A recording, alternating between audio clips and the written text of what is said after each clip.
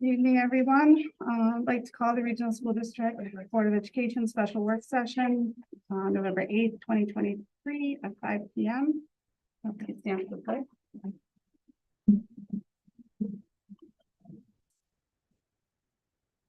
To the flag, and to the republic which stands one nation under God, indivisible, with liberty and justice.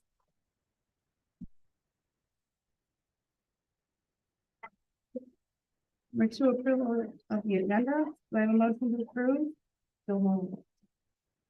Lucy, Second. by Don.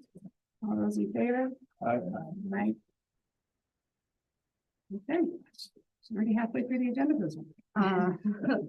Number 3, joint work session with building committee. Thank you, building committee and finance committee, that members that could come, and administration. We are hearing from QA&M on our long-term, long-range dental configurations. And over to you, please. Thank you and good evening again. So what I'd like to do is, you all received the presentation ahead of time.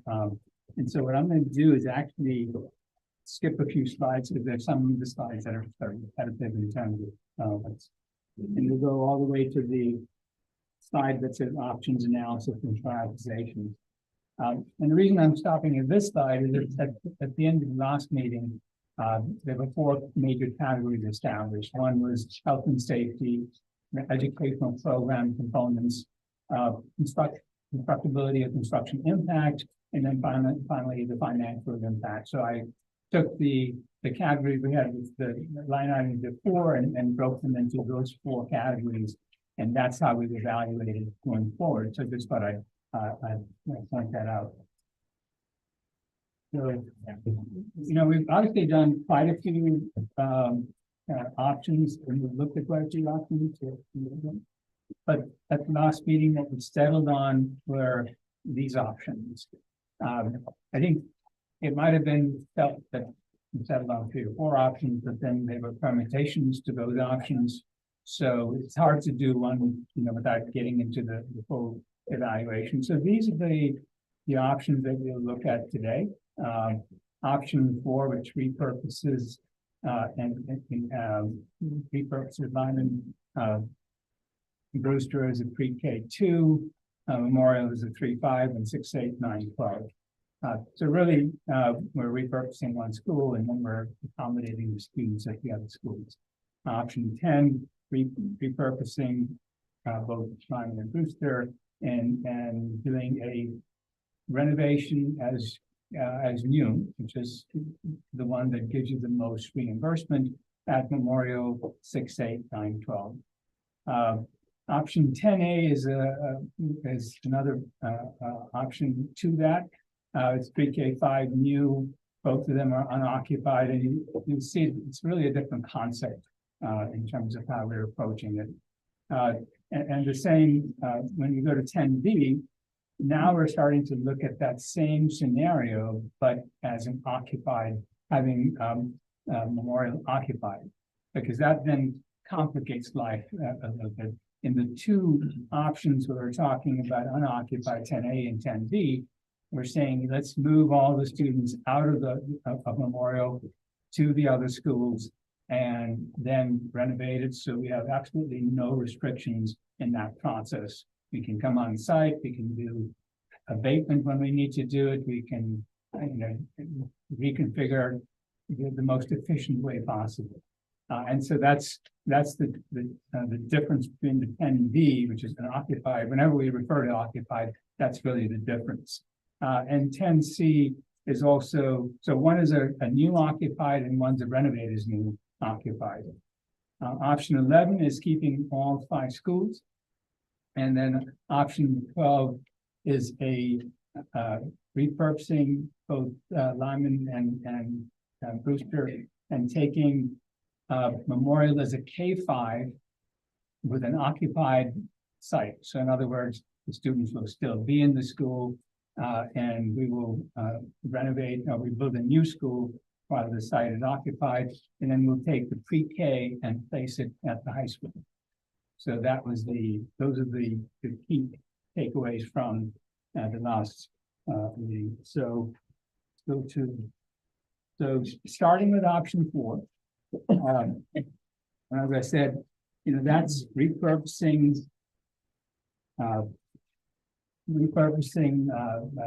Lyman, and then going to a pre-K 2 at Brewster, a 3-5 at Memorial, and then 6, 8, 9, 12. I'm sort of going through the strong and cut and jog relatively quickly, because really, for the most part, what we're doing there is updating those buildings in the majority of these scenarios, but with the exception of the last scenario where we're trying to fit the pre-K and to the high school as well. And you'll be able to advise us of the costs. Oh, yeah. So once again, we did an analysis of the students. And one of the things that we wanted to emphasize is when we looked at the analysis this time, we actually went back and said, okay, how do we actually phase this project? In other words, where do those students go when the projects are being renovated? So what you'll see is we've developed a phasing plan within this presentation as to what happens and how the buildings are occupied, what we do with the students as we're renovating each of the schools. And that in turn informs a schedule, which then determines where we are cost-wise, because the further out you move a renovation project or whatever you're doing to that particular building, the further out the escalation goes, therefore that those costs escalate in the time frame for the completion of the entire project, because the master plan is extended as well. So we looked at the enrollment. Now, one of the interesting things is that as we look at the enrollment, we're looking at it from a perspective of the year that we're renovating in. So the good news of that is that when we looked at those years, the enrollment was lower. So that meant placing those students in a different school meant it was a little bit easier because you had fewer students to accommodate at the other schools. So that's why we went through this analysis, and I'm not going to get into the details of the analysis, but the point is that that's what we needed to do in order to make sure that the schedule and the transition worked as it should.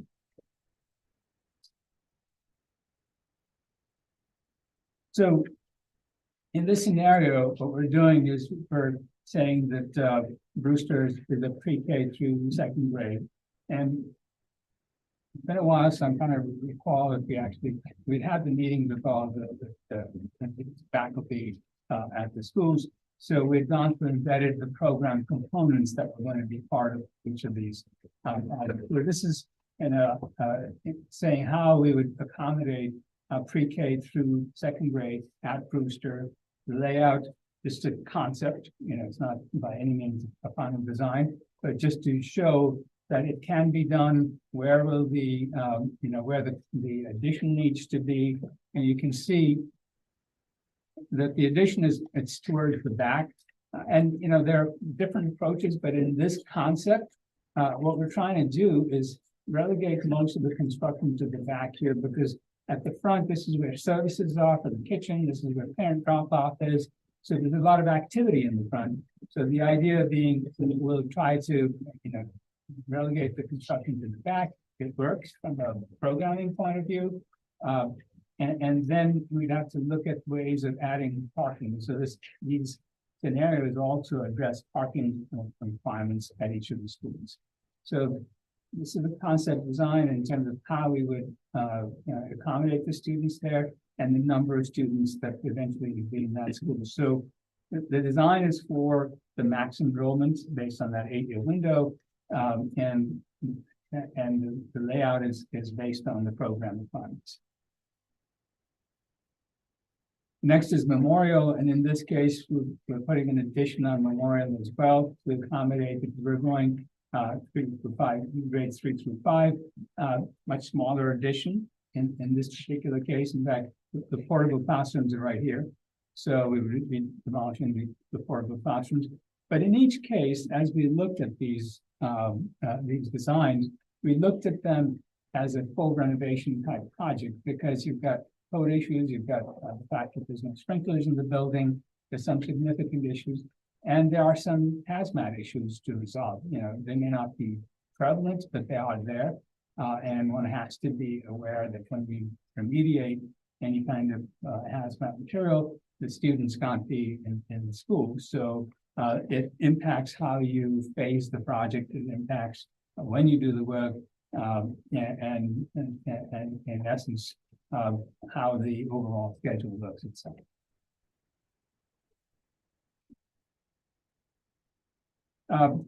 Then again, it's strong. There's really no change. The whole idea behind strong is we're addressing the code issues. There are not that many code issues. We're addressing, things like ADA, egress.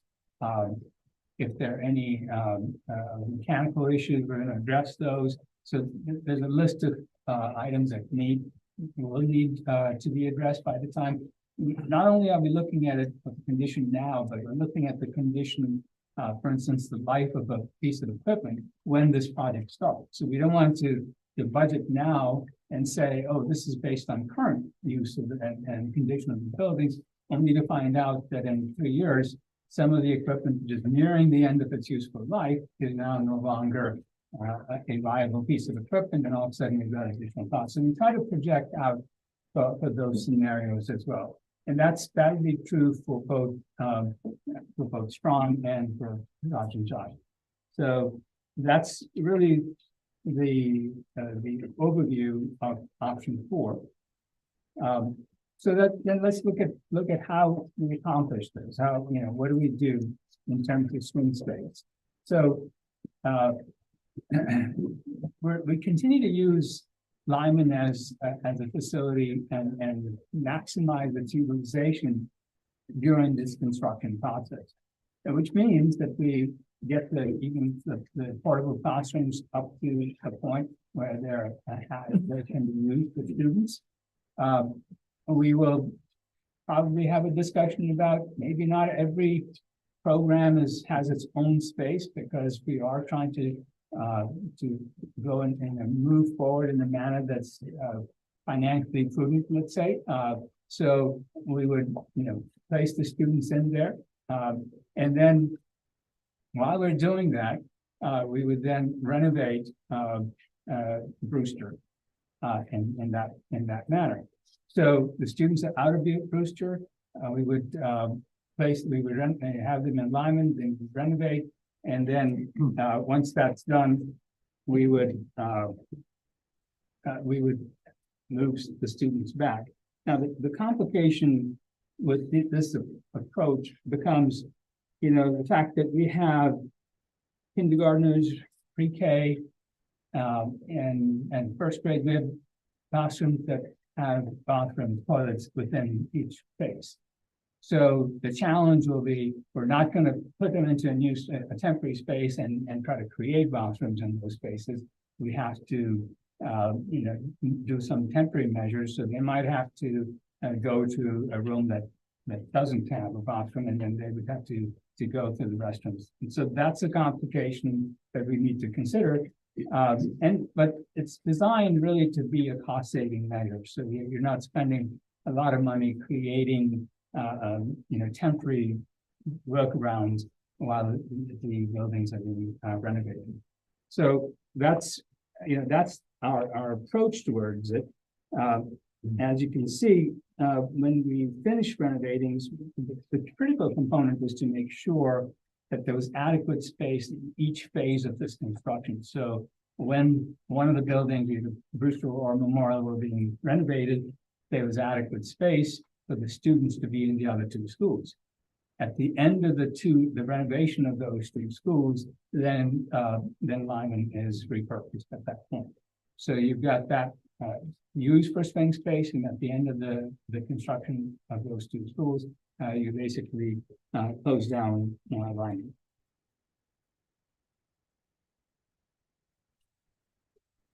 And the next slide just looks at the phase 2 of the swing space, just to demonstrate how we would be adding and what we would be doing at that point. After I misspoke, we would be renovating Memorial first, and then Brewster. And I think the reason for that was very deliberate so that we minimize the amount of time that the pre-K, K students are out of Brewster. And so the time that the restrooms are not available to them is limited.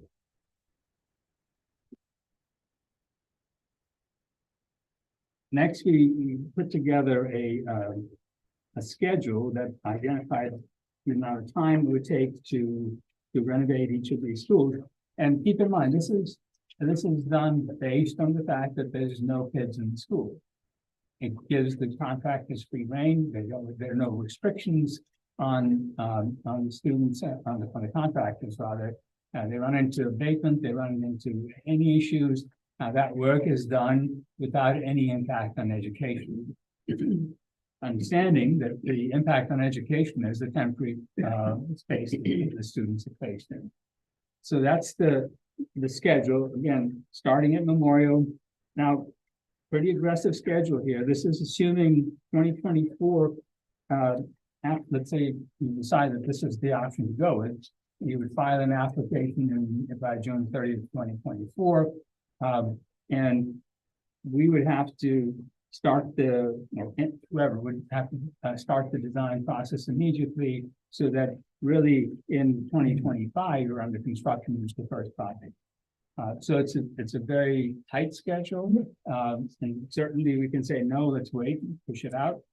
The longer you wait, the escalation cost is the one item that you'll have to be looking at.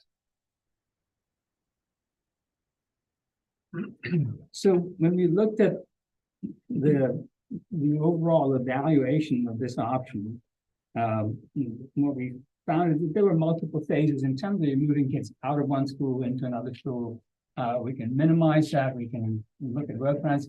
And this is a big picture evaluation. Obviously, if this was an option that needed to be defined as one of the final options, then we would look into it in detail, go over it to make sure that we're not missing programs, critical program spaces that are needed in the school on a temporary basis. So there's another level of evaluation that happens when we do that. But overall, what we do know that there's disruption to education simply by the fact that the students are moving. There's an extended number of phases and instruction duration, and this is for all 5 schools. And I say that construction durations, so it includes strong and includes in charge. So that's a 42 to 48 month time frame. And when I look at the hazmat impact, I said minimal only because it's a minimal impact on education, not that it makes it any less that when the students are not there. That impact is going to be true no matter what. Wherever the hazmat, will remove it, and that needs to be done. Especially if you want to really have this as a school that's clean of all hazmat material, and depending on the type of application we put in with the state. If we're going for renovation status, they want to make sure that you don't have hazmat in the building because they're sharing in a large portion of the renovation costs. So that's and the idea of some of some of it in orange or yellow is just to say that in other cases the number of phases, so the phasing might be simpler, so there's a color code to it. But overall, that's how we would accomplish impact in terms of the construction impact. Educationally, we feel that you would achieve all of the program goals. Is it a quote future ready school? It is an existing building, so there are limitations on what one can do to the building. So I put down it's not a future ready school in that sense. But programmatically, it can be a future-ready school in that from that perspective. And what we try to do is look at all the criteria of separation of parent and bus circulation, potential for future expansion. All of those are being accomplished here, or allow you to do that in the future, such as in addition. Let's say you finish the project, and all of a sudden there's an increase, it's the, if you build it, they will come type of a scenario, and all of a sudden you have an increase in enrollment. Well, we should always have a plan for what we would do at each of the schools, and the goal would be to have an expansion of each of the schools. And so in the scenarios that we develop, that is possible. Health and safety, definitely, we would meet all the standards for safety, security, high performance buildings, all of those things would be met. So it finally comes down to a financial impact. And you can see we have a total budget, and this is for all 5 schools to do all of the work. We went through and looked at the potential reimbursement. So it's 68 and change for the project cost, 33 million for potential state reimbursement. So the net cost is about 34, almost $35 million. Then we plugged in the operating costs. You're all aware of the presentation that was made of the operating costs and the impact. So there was a 5-year scenario and there was a 10-year scenario. And in this case, I used the 10-year scenario, which basically identified that if we did that and shut down one of the schools, there would be a net operating savings of about $14 million. So if you look at these projects in terms of where you are in 10 years, the net project cost is about $20 million into the region. But you haven't included the debt service on the $34 million. No. Comparing a capital cost and an operating cost, it seems like you ought to be comparing the operating costs. I mean, if you had a car that needed a new transmission and stuff like that, you would buy a new car and you would save, like $6,000 for the transmission, but you'd have a $50,000 car you're paying for. So it's kind of hard to compare the operating and the capital costs. I think that's for us to do after, Rusty's doing this piece, and then for us to add that, or me to add that in. I know, I think as the finance people look at this, they're gonna look at the $33 million. And how does that get paid, and how does that affect our budget? So those are things that we gotta work out, is what does the actual budget look like? And of the $68 million, how much of that is for just Brewster Memorial? I have the breakdowns, and we can get those to you. Well, it seems like, if some of the ADA costs can be put off for 5 years, they won't go in the bond package. If they go up for 10 years, if we need a new roof or a new turf, we're not going to do those in the same bond package. It'd be put in a later bond package or another activity. So when you look at the cost of the immediate cost of this thing is going to be very different than looking at these numbers. And that goes throughout all the options. I mean, not just saying this option, but on all the options, there's the cost of what we're actually trying to do, then the cost of the other 2 schools, which may or may not be needed to be in the bond package.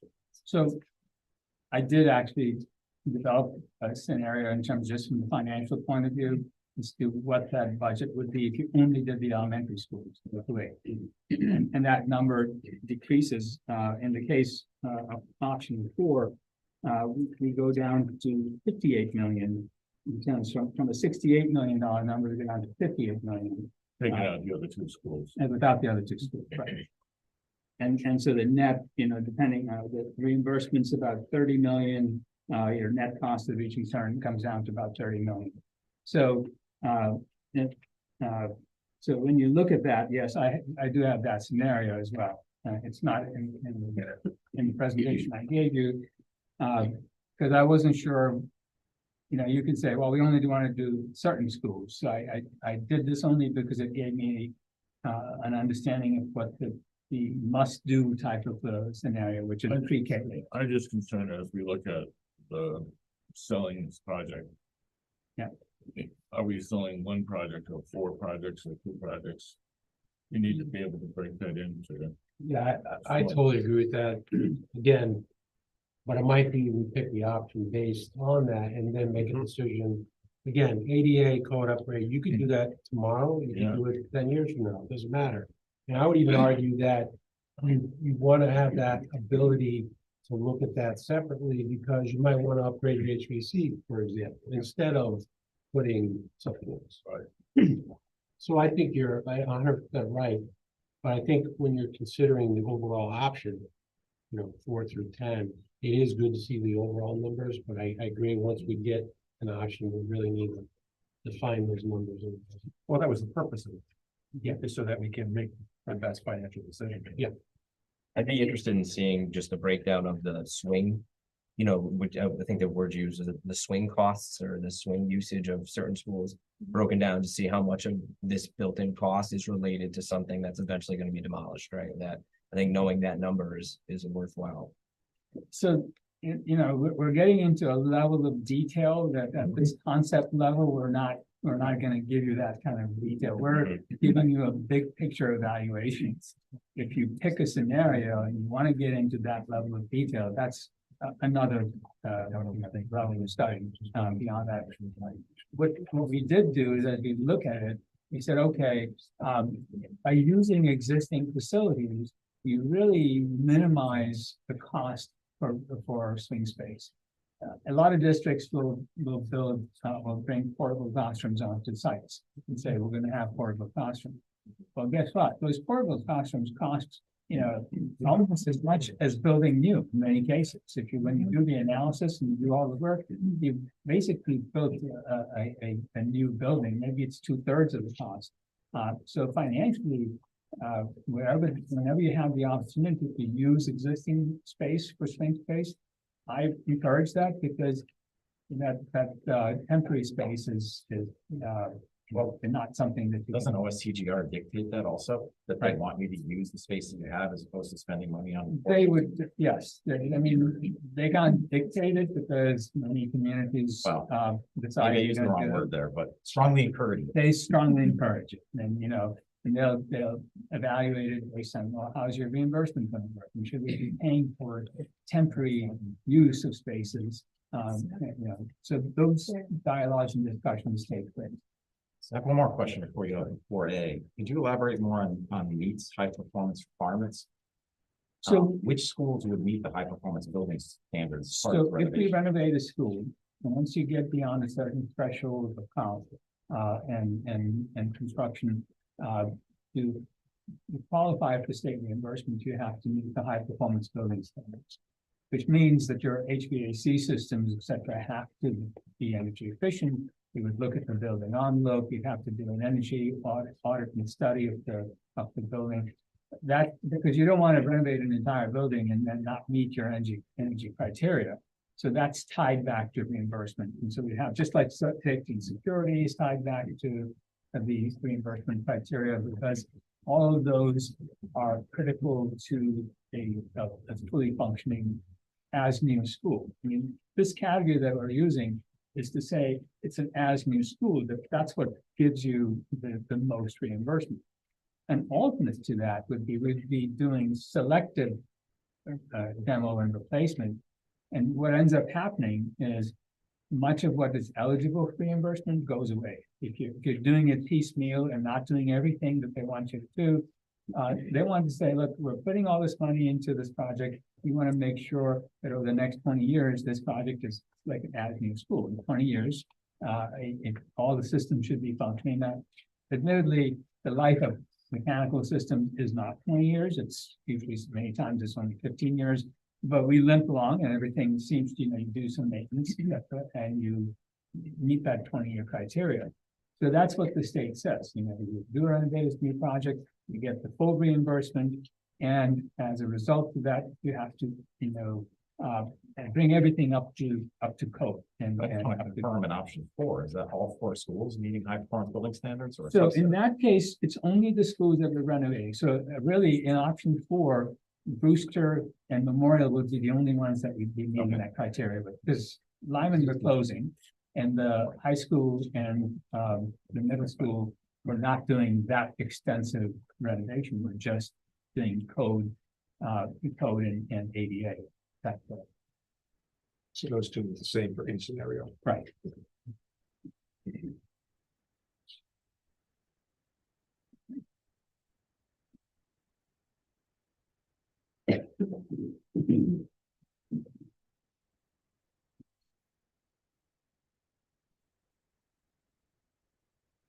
So next, option 10.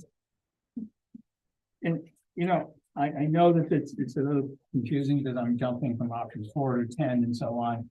But we've gone through so many, just for my own sanity, I had to keep some level of, criteria that I didn't mess up, because if I made these A, B, and C and suddenly, something didn't transfer over, I'd be, sitting there trying to figure it all out. So that's the reason I kept the numbering system the same.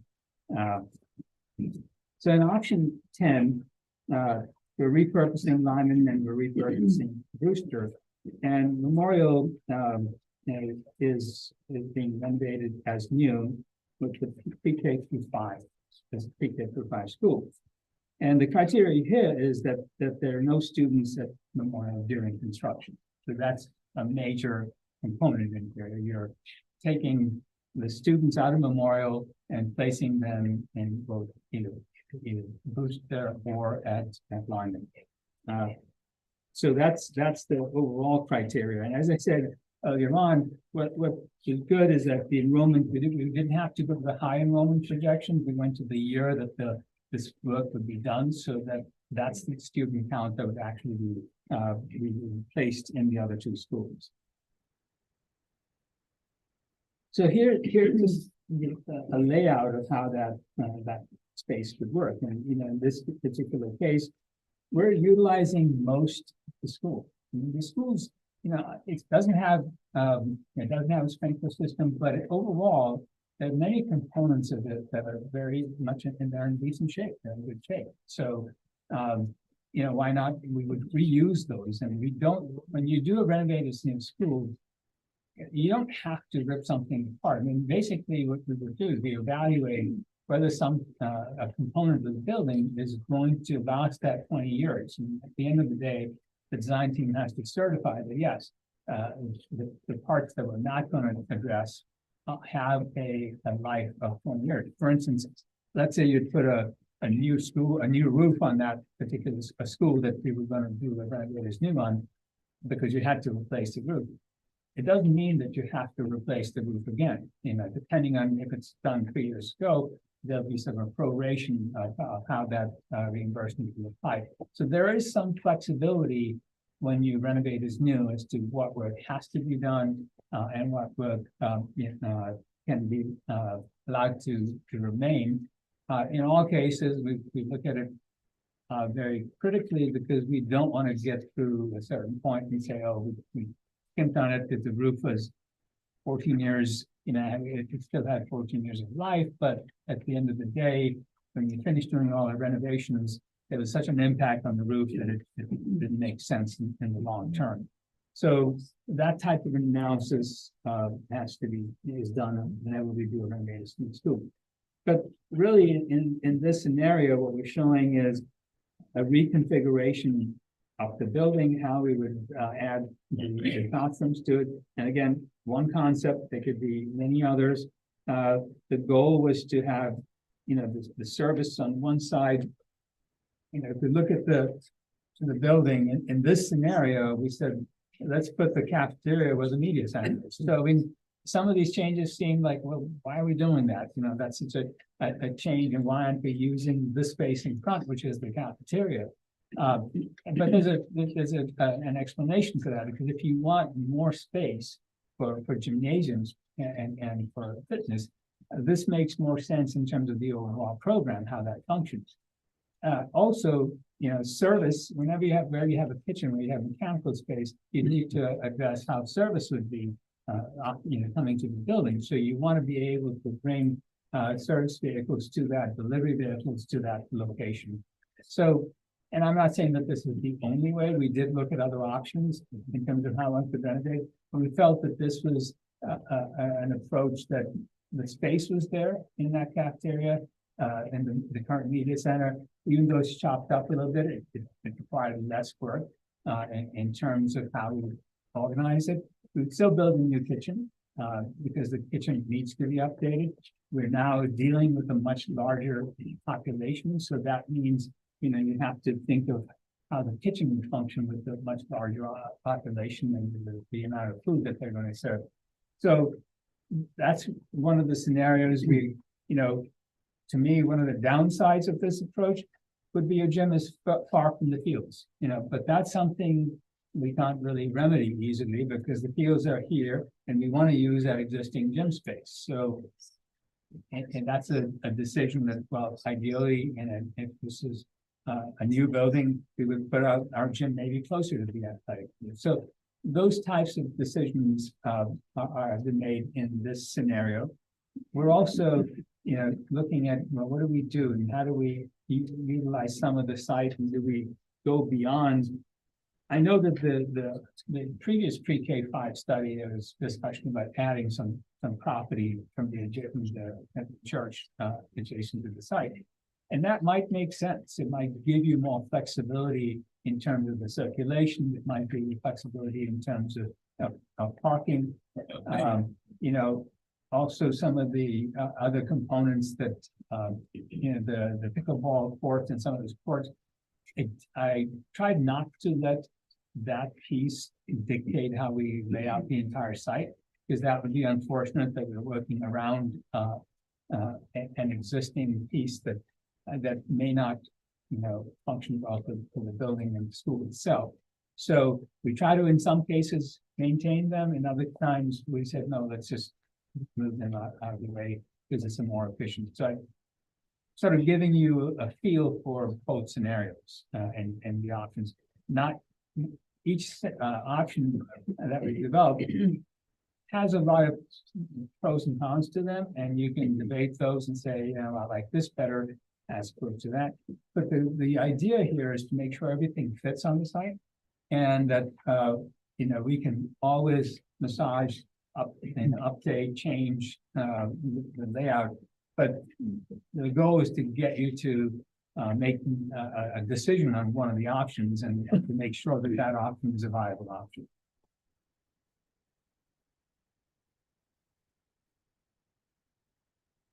I'm sorry, what was the learning commons? That's the media center. That's just another thing. So this really then becomes the only project of any substance in the district, because actually at the end of the project, the other two buildings are repurposed. And what happens that the Strong and the Carbon Jog is just it's exactly similar to what we're doing in option 4. So it's a K8 solution with these two. So once again, as I mentioned, do we have to do those two schools? You don't have to. That's your choice in terms of how you want to phase those out. So what we did is we then looked at a phasing plan, and basically the goal here was to say, can we accommodate the students that we have at the other two schools? And we went through this process, and as you can see, we're using every space, every companion of the building, and yes, we can, because it's we're just taking classrooms and relocating them in this particular case. The good news is, especially the younger kids will just continue to be at Brewster. And so the impact on them would be almost is minimal. So really most of what's happening is that we're using Lyman for the majority of this swing space and using the portables at Lyman. And also, looking at what would happen if we ran out of space. Let's say the projections are what they are, and all of a sudden we find that we actually need one more room. So at that point, the decision that would have to be made, which is, many districts do this, would they say, well, if we absolutely have to, music might be on a part, or especially if we don't have a grade, so we have to compromise on some aspect of the, could be on a stage or be in another space. So you double up on the use of space because it's a temporary measure. And that's how you would address the if scenarios that what if there was a greater enrollment than what's being projected at. So our goal was to make sure that after the year that the renovation starts, there's adequate space for the students to move in from Memorial to move into the other two schools. And our conclusion was, yes, that's possible. We can do that. And as a result, the work can start unimpeded. There's no concerns about having students on that site while construction is underway. And that was the main goal there.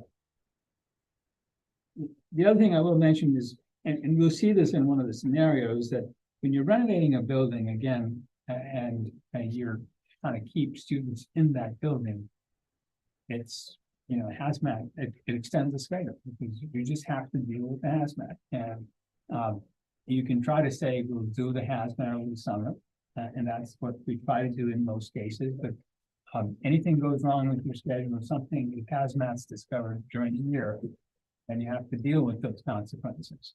So ideal scenario, move them out. Can it be done while the students are in there? We have an option that we're looking to look at with students into an occupied building. Once again, in this scenario, we're saying that's the option to select. The referendum, you know, the funding is in 2020, or the application rather is in for 2024, and you start work immediately on the design phase. And I reiterate that only because some districts, just that I'm really transparent, will say, no, we want to wait till the state, because technically the state approves your application the following July when you apply. You get notification sometime in November, December that your project's on the list to be approved. And so there is concern sometimes brought up by members of the community. Oh, what if we don't get funded? Well, I've been doing this for more than 30 years. We've never had a project come through and that it didn't get funded. So if it's on the list and accepted by the state, it gets funded. You know, but that's somebody can make you know, make that as a point of like, what if we don't? The flip side of that also is you have to consider that you can wait a year and say we won't start anything for another year because we want to wait till that funding is approved. Went through that on another project recently. They waited a whole year. We've got a major increase into the escalation right now. So they're now having to contend with additional costs because they waited a year. So, you know, it's just something that to be aware of, to be informed about, and when you're making these decisions, you know, what works, and you know, for you in terms of That's a question. What happens in a year from the closure of the swing space to the opening of the school? You say occupancy is in September 27th, but we're closing the swing space in September 26th of the whole year. yeah, that's. So actually, that's pushed out a year more than it needs to be. The occupancy would be right off to the same. So these yeah. dates go actually to Go back. 27. Yes. For both alignment and Bruce. So, Yeah. no, so No, the goal would be the other to one the goes back. occupancy of Memorial would actually. be a year earlier. You're saying Memorial comes occupancy- back, not 2026. Memorial, Yeah. it comes back 1 year from Memorial. So instead of the end of 2027, it comes back to the end of 2026. Ultimately, the two would just coincide. If it turns out that we have to move one out further, you know, what is dictated will be when does the project get completed. So we're not gonna leave the kids at home for a year. Correct. That's just clear. And this, with the 24 to 30 months. Depending on, so would be, starting the majority of kids would end up missing. Doing one less transition through the scenario than they would have. Right. In fact, for instance, the pre-K to 2 kids would just Go right to go Memorial. right into Like that Memorial. would have anyway. I think And so that, Majority of kids would not get it. and those kids that are currently at Lyman would not feel that either. You know, So would have gone to Memorial anyway, yeah. so yeah, from a phasing point of view, it's a much simpler process. But, you know, I mean, again, the number of phases, there's more phases only because they're considering the middle school and high school as well. But overall, yeah, the disruption to education, in our opinion, is low. From that perspective, the impact of hazmat is minimal. And the rest of it is fairly, you know, all these, again, educationally, there's a better chance, and that's why we have yes for a future-ready school, because there is a significant addition being put on here. So there's an opportunity to design that addition to meet some of the criteria of a future-ready school. You know, and that's why in this scenario, I put down yes for a future-ready school, as opposed to the earlier ones where we're just trying to renovate and do minimal work around an existing building without really changing much of the configuration of the building. So educationally, certainly quite viable. Again, health and safety wise, it meets all meet all the criteria. That's to us just a given in all the scenarios that criteria has to be met. So that's what you'll see in all these options. And then cost, the cost is higher. It's you know, in this scenario, it's 78 million. Higher reimbursement of 35 million. So the net cost to the region is about 42.7. Now here is where the 10-year operating costs are larger or higher, because you're shutting down basically 2 schools in that scenario. And this number came directly from that report. So in a 10-year window, you had a savings of about 28.9, and you see this same number in all scenarios where we're closing or repurposing 2 schools. So the net cost over a 10-year window is 13.1 and 719. And this number would be similarly low based on what Bob had brought up if we don't do code and ADA compliance in the other. Yes, actually, I can give So you that that. number can actually drop even. Right, because then the number drops to 68.8, and the net cost after all the reimbursements, et cetera, ends up at 8.6. So, you know, over that 10-year window. Looks like 10 million.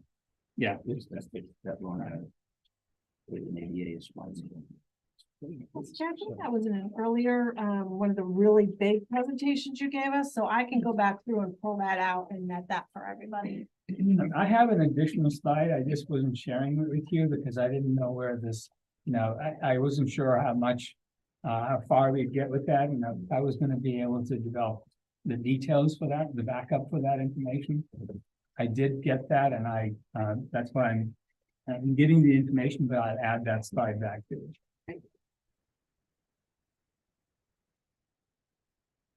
So that was option 10.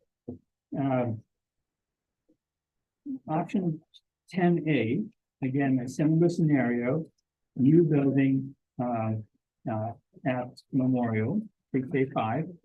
And then there's a, Russ, are we better off doing renovate, occupy, and then going to new building? Does that make more sense? We're talking about renovate if you're unoccupied, if we go to occupied, All you have to do is really discuss the swing space. right, option C. And then go back to A and B. and you're saying dump to 10C. 10C. Yeah.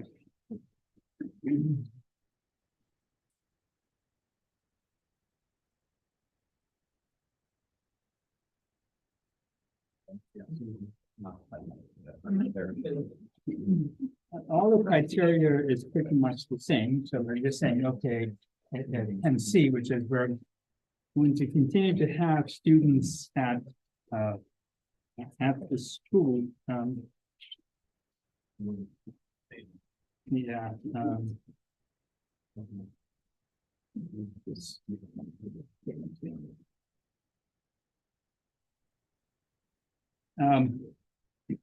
So what I show in 10C, and I jump all the way to the phasing plan. In terms of we keep the students at the school while we're renovating it as new, how complex it gets. And what I also try to do is say, well, maybe we could take a grade out. And maybe put one of the grades at the other two schools, so we lessen the impact. So when we did that, I mean, you can see that,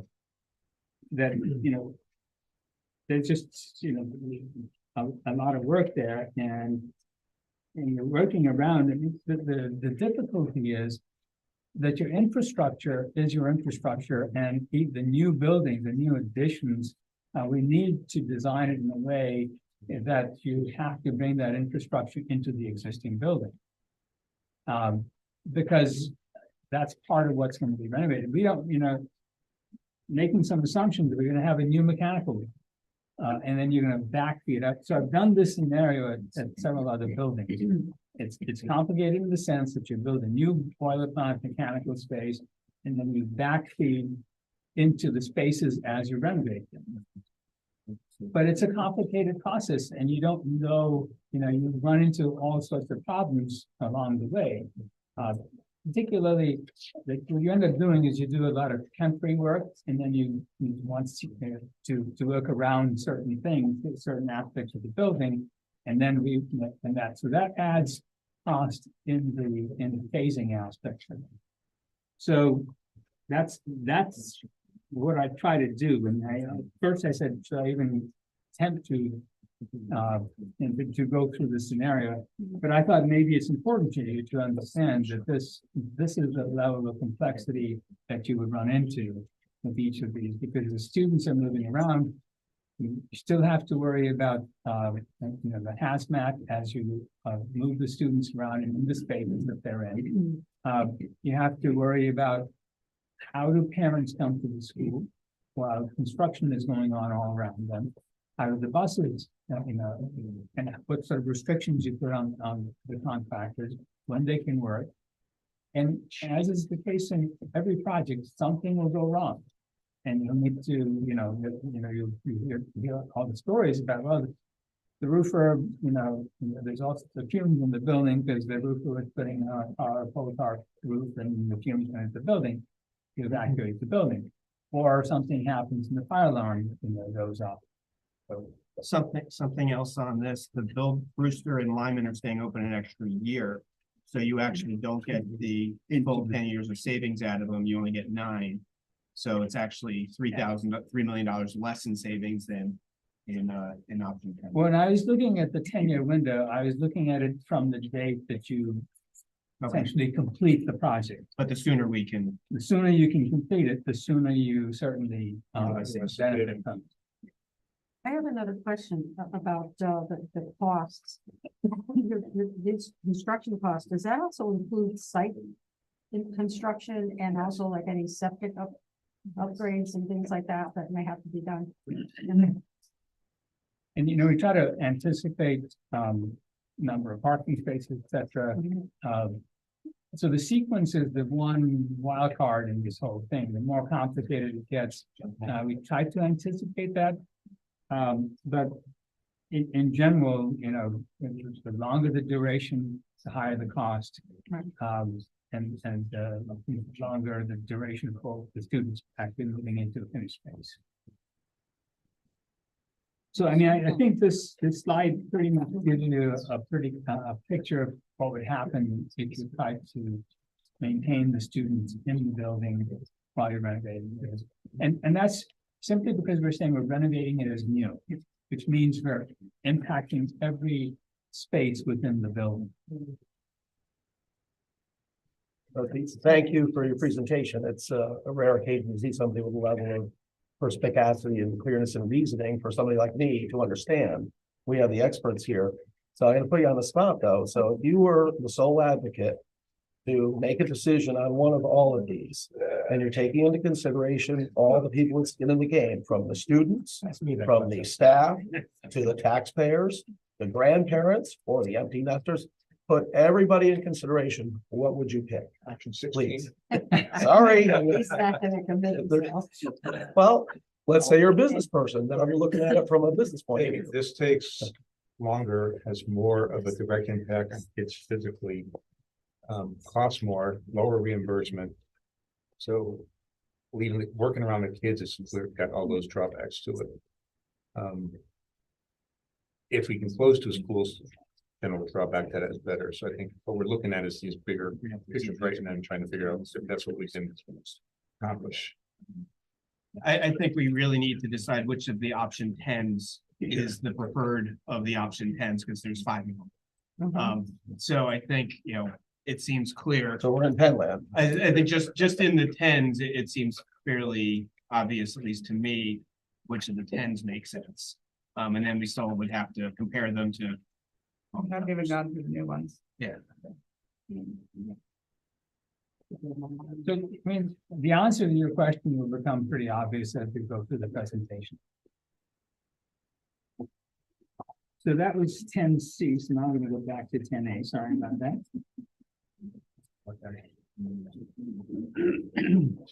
And I think we've all seen that the occupied solution is a challenge. So I think all we really would need to look at is the new. Option. And on the new, they're actually, so there's two. Actually, the new occupied is less complicated than the new, the renovate occupied, and I say that simply because you can move, if you're building the new, and I've shown various locations of the new building. Now, typically, when you build a new school on an existing site, what you discover is that you can put the school in other locations on that site and build around it. But there was a reason why that building was built where it was, because that was the ideal location for a building on that site. And that's just, the way it is, and that logically, unless you have a huge site and there's no restrictions, that's the reason why the building was placed there. So we show you an option of the building being placed where the existing building, which means you demo that existing building, you do the mediation, etc., and you build a new building. And that's one way of approaching it. The process is simple. You move the students out of the building. They're in the other two schools. We've looked at those scenarios, and you can build. One of the options here is, yes, you're putting a building right on top of the existing building is. So, and here, this concept, it's totally flexible. We've got, sort of a blank slate for anybody to come in and design a building. So we've given you options here that identify, how does the administration control the access points to the building? How do we address security? How do we look at a way of designing it so that we maximize efficiency in the building in terms of the square footage, the circulation? How do we utilize it for, a cafetorium or a gymatorium? I prefer cafetoriums to gymatoriums. This is just sort of giving you a cafetorium. And the reason I'm using some of these terms is certainly you could add an auditorium, but in all our scenarios, we are working within the reimbursement guidelines, the square footage that you get from this space. We're trying not, if we go over, number one, technically that square footage is ineligible, but then it increases cost as well. So as long as, I want everybody to understand, we're not trying to put in spaces that would be a nice to have. Maybe, that's really a board decision in some cases. Some boards do decide that, we need that space, and yes, if we're going to exceed our space standards, and that's okay. So, but in other cases, people will say, no, we want to stay within the space standard. We want to maximize our reimbursement. Therefore, that's how the the design should be focused around. So all the information that we're providing is very based on meeting the state criteria for reimbursement in terms of the allowable square footage. So you can see I've got a 10A, then I have another option of building up in the corner, and saying, what if we do that? You know, these are just ideas and concepts. We're going to jump through that. Here's one where we're closer to the front of the street level. So, you know, there's less work on the fields. Why build on the fields if you don't have to? So these are different scenarios that we went through in building new schools. So once again, I'm going to go through this quickly because there's no impact on the middle school and the high school. Nothing different. Once again, the phasing plan is one that one can just fit the students there. But there's so this slide also sort of gave you an idea. Let's say we put the new building on the field. Could we potentially continue to use the existing school? So that's there is an option there that could be done, so it minimizes some of the impact, but it'll extend the life of the duration of construction, because once you're done with the new building, you've got to then demolish the existing building because you can't touch that. The students are in it, and then you have to recreate the fields and the parking, etc., around that. So again, it's an extension of time, and there's an impact on students because even though it's done all the time, instruction and students, we have to be a lot more vigilant about how we address that.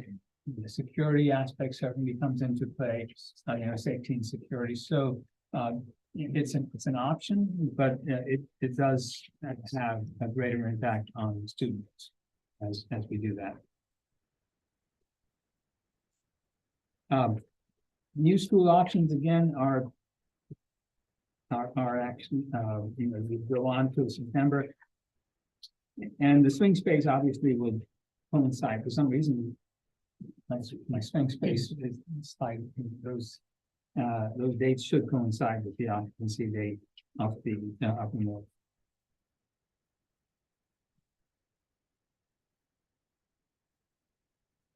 And then finally, from a budget perspective, what you find is that the cost goes up if it's a new school in the building and you're demoing all the existing building.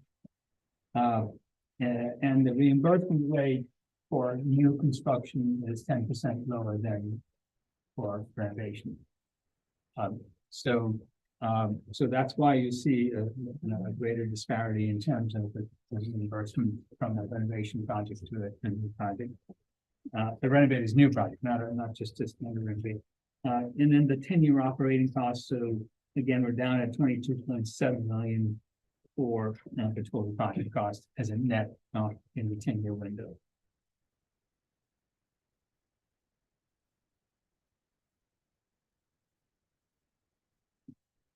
Can be the number is similar. There are some nuances in terms of some of the phasing as we looked at this. That's why you see a slight difference, $2 million difference in the two. So again, very within the same $1 million to $2 million difference between those two options. So we're going to jump through 10C and go to 11.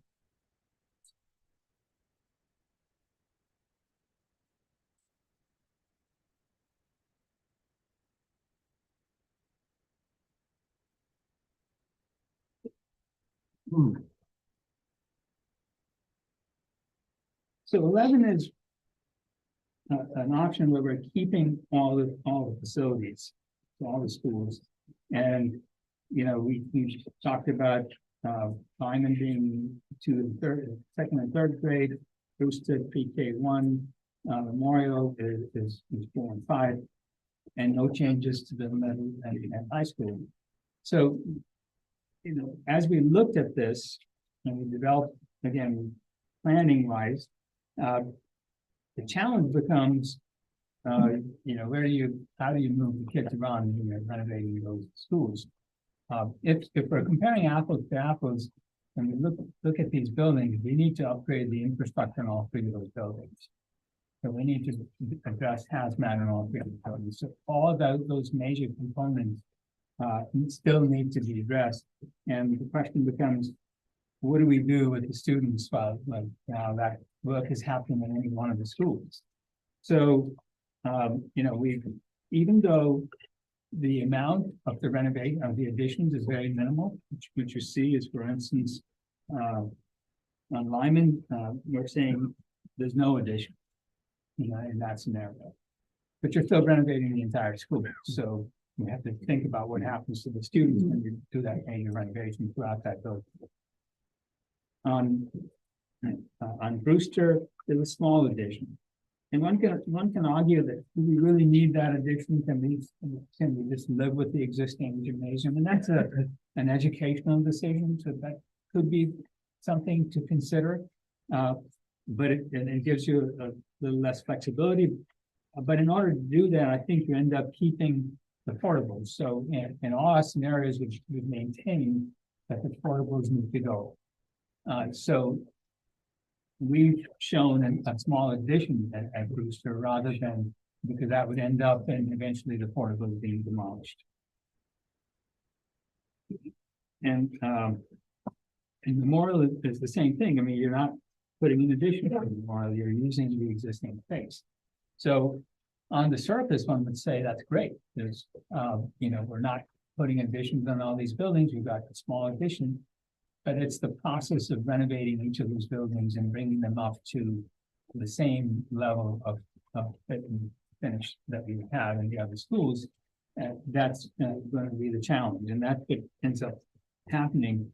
You jump to the phasing plan, the swing space. So, and again, this is us looking at it and saying, how do we do this? So. You know, we've sort of developed a plan where we're doing work at Brewster. And then we've got temporary use up in the other schools. This is where that challenge of what do we do with the kindergartners and the first graders when we move them into Memorial on a temporary basis.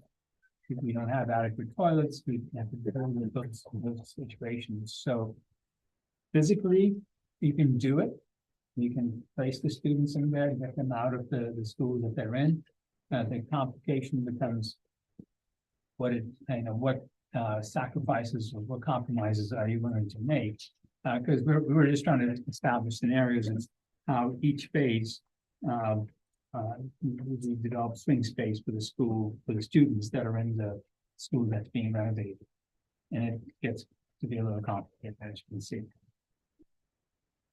So there's a phase one where doing the addition to Brewster, phase two, where we're just renovating Memorial, and then phase three, which is renovating Lyman, and so there's a lot of transitions, as you can see in this scenario, which that drives up cost as well. It also, the disruption to education.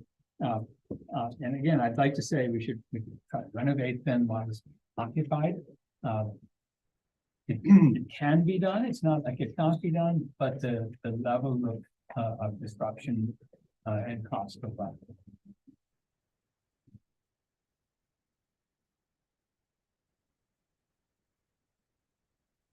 One of the things we try to do is say, okay, the sequencing, so every one of these is a year. You're finishing one, you're starting the next one.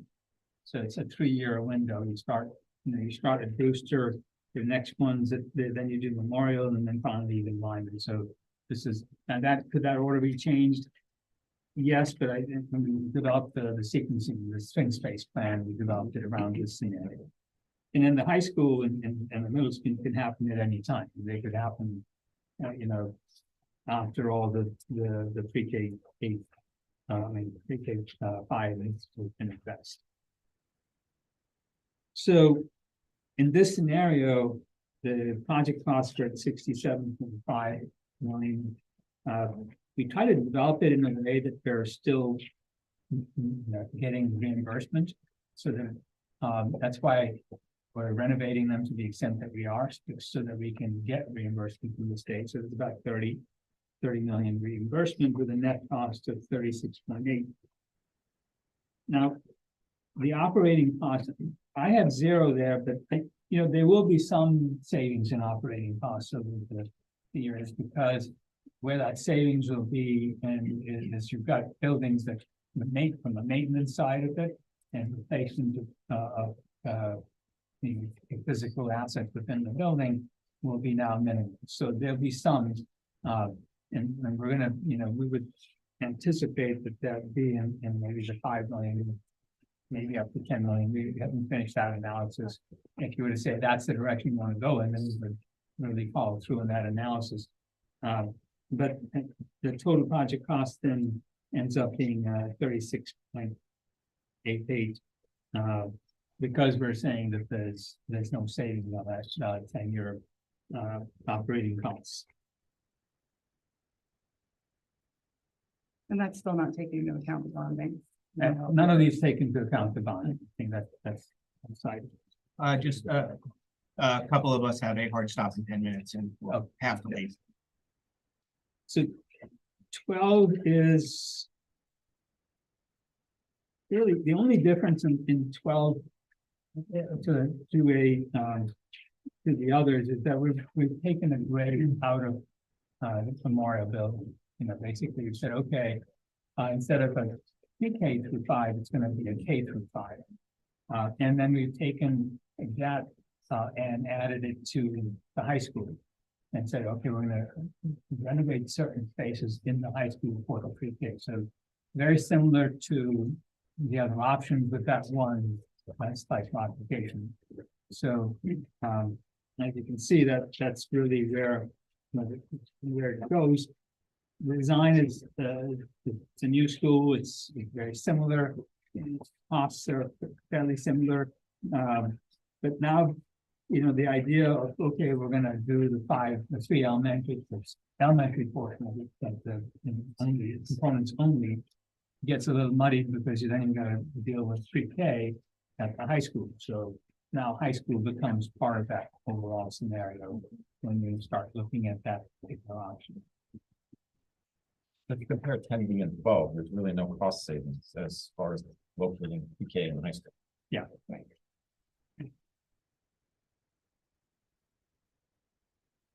mean, Looking how close we are, and being past, we're 20 minutes past.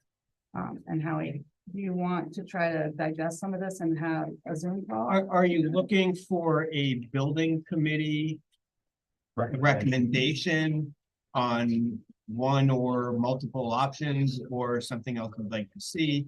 Because ultimately the decision's not, you're looking at us for what do we think can be built and built well. The actual decision on the other stuff is not ours, but we can definitely, maybe the building committee can have a side meeting where we can discuss it and come forth with our recommendations or recommendations. Or are you looking for? Next week, we can put that on the agenda. Yeah, absolutely. We can discuss it there. Ultimately, the public does not want to have too many decisions. It's No, gonna be we're- very focused and narrow. And I think we just wanted to make sure if there were any questions before you guys digested things. No, this is actually been very good. Appreciate it.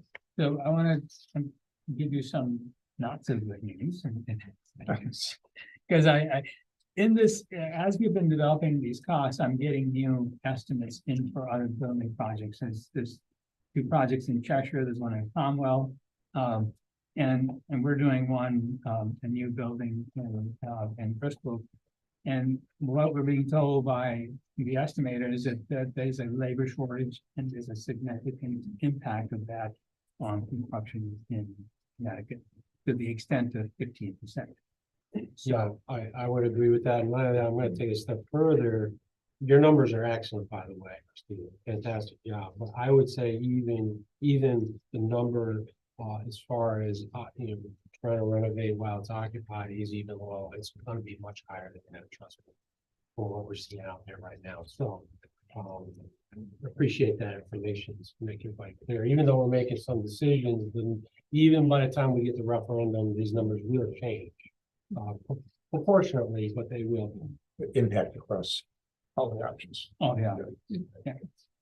And I actually did factor that in. I got another slide And that longer is worse, longer. longer is worse, yeah. A quick question too is the option 4 and 11 and 12. I'm not even sure really have we vetted this through the state. I would doubt that the state would really be interested in giving 51% reimbursement to schools that are empty. Essentially, so I have some very, mixed concerns that we wouldn't even get those projects pushed through readily onto the state project without some serious questioning. Can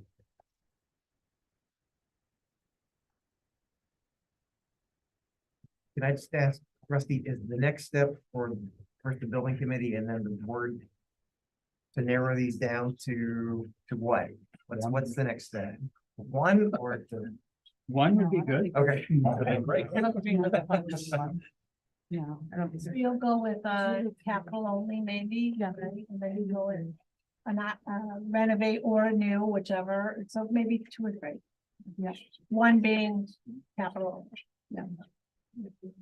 So when you say capital only, are we then saying that we don't do any code updates or any, because our projects as we have estimated them are based on a occupied code compliant Yeah. space with sprinkler systems, all the mechanical systems being addressed. Because in the long term, at the capital improvement plan, you would be doing that, or you have to do that work. And we're behind on a lot of that stuff. And, in reality, by combining it into a project, you're actually gaining efficiency, because if I were to say, if we take each of these components and do them over the years, that cost would escalate even more. I think we're just talking about taking Strong and Arkansas out of it, right? Because that's obviously if they're renovating a building that's gonna be done. And you also said if you're closing Lyman and Brewster, you're not putting those in there, correct? Yes. Right. Right, Yeah. so I think all we're talking about is taking the Strong and Arkansas code stuff out of this, right? Yeah, so when you go to the public, it always is just the Brewster Lyman Memorial scenario. Right. Talk about the code that maybe later. Yeah. So we'll have something, we'll have a decision generated after the next, at the next meeting. Send me questions too. I'll filter them through so that I can have answers at that meeting. Could start a Word document, share it with finance, building and board. Yeah.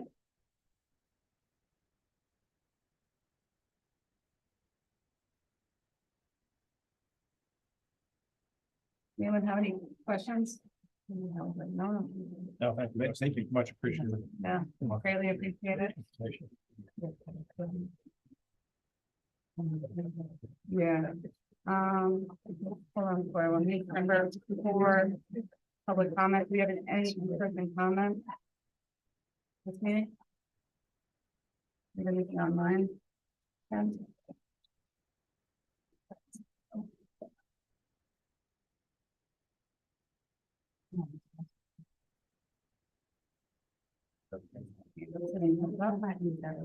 Okay, I'll take a motion to adjourn, 5 o'clock building. John, second by Lucy, all those in favor? Aye. Aye. Take a 5-minute break. Thank you. Good night. Thank you.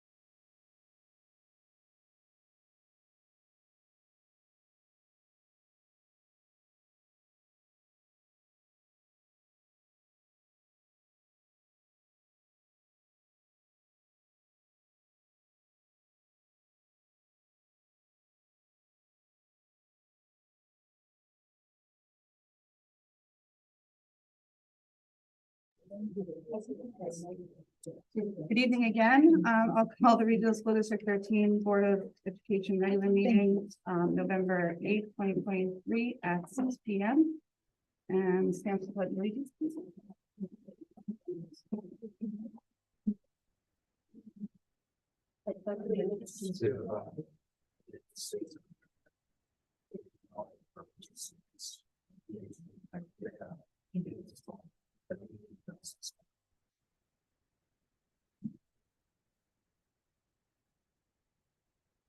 Thank you. Number two, I have an amendment to the agenda.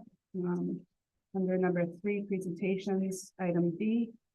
I could have a motion to add recognition of outgoing Board of Education members. We'll move. By Bob. Second. By John. All those in favor? Aye. Aye.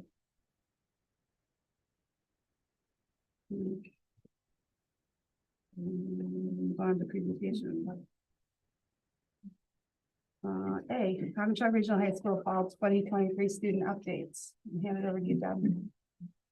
You all get the live version because Ms. Trainer was doing a video version in the back, just in case you had more to talk about when it came to your last meeting. Tonight I brought 4 learners, 1 from each grade level, to speak to you. They decided on the order. And I'll tell you, the senior drew the short straw because the freshman said, I'm not going first. And she's right, she's not going first.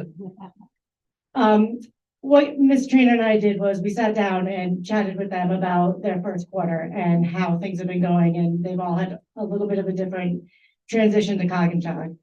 Embedded in there will also be sports updates, student life updates, and music updates, which are the ones that you are used to. But they have some things to tell you. And if you do have questions at the end, just be kind. They don't know where they're going to college yet, Mom. They don't know.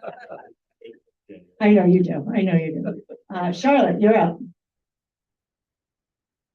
Hello, I'm Charlotte Garrett. I'm a senior and I've been cheerleading for almost a year now. Over the course of the year so far, I have learned a lot about college, the responsibilities, and just getting a grip on where I want to go after school.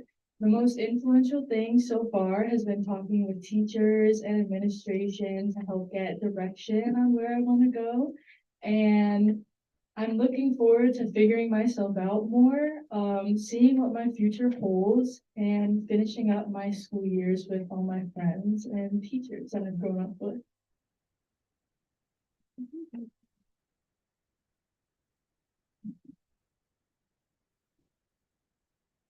Hi, I'm Ethan. I'm a junior. I participate in soccer, baseball, basketball, class council, and Spanish Honor Society. The biggest difference between freshman year and junior year is that I know a lot more people, so I'm more comfortable. I also know how things work around the school, and I'm most looking forward to prom and the possibility of junior privilege. I will first be talking about music today. 19 band and choir students participated in the Shoreline Music Festival hosted at Valley Regional High School. On Monday, 8 band students will travel to Meriden for the American School Band Directors Association Honor Band Festival. Later in November, various musicians will audition for the Southern Region Music Festival. And we are looking forward to the holiday concert on Wednesday, December 20th at 7:30 p.m. And the second thing I will be talking about is student life. The 3 big student life events of quarter 1 were COG Carnival, COG-Con being our 8th grade recruitment event, and the homecoming dance. Overall, they were all very fun and went smoothly. The week of Thanksgiving, we will also have our first pep rally, which leads into our junior versus senior Powder Puff game on Tuesday. And on Wednesday evening, CRHS football will host North Branford for the annual Thanksgiving game. Other question? Hi, my name is Ethan Kane. I'm a sophomore at Cognac, and today I'll be talking about my transfer from Cognac to Xavier and the reasons why in unified sports. So one of the reasons I transferred to Cognac is the Cognac community. I found that at Xavier it was hard to get to know people, and at Cognac I got to know a lot of people really fast and a lot of good people. For instance, I went to school with a kid named Jason Harmon freshman year. And he goes to the school now, but I would have to say, I talked to Jason Harmon more in the first week at Coggeshall than I did the whole year at Xavier. So that should prove that I gotta know people a lot more. Also, another reason I transferred is the teacher to student respect. I feel at Xavier, teachers didn't have as much respect for students, and at Coggeshall, it was more of a mutual respect. And teachers showed me respect, and I showed them it back. And electives are a big thing at Coggeshall. That's the reason why, another reason why I joined here. And at Xavier, we only had 2 electives, either band or taking PE. At Coggeshall, there's multiple electives, which really help kids and me find what we're interested in and maybe what we want to partake in after high school. Unified Sports is also a great program that Coggeshall offers. I have a younger brother in middle school who partakes in Unified Sports, and Unified Sports really helps unite kids from all levels with fun activities. And there's a banquet for Unified Sports at the AquaTurf, which takes 2 kids from each school and gives awards, and it's a really cool thing, which I went to for my brother.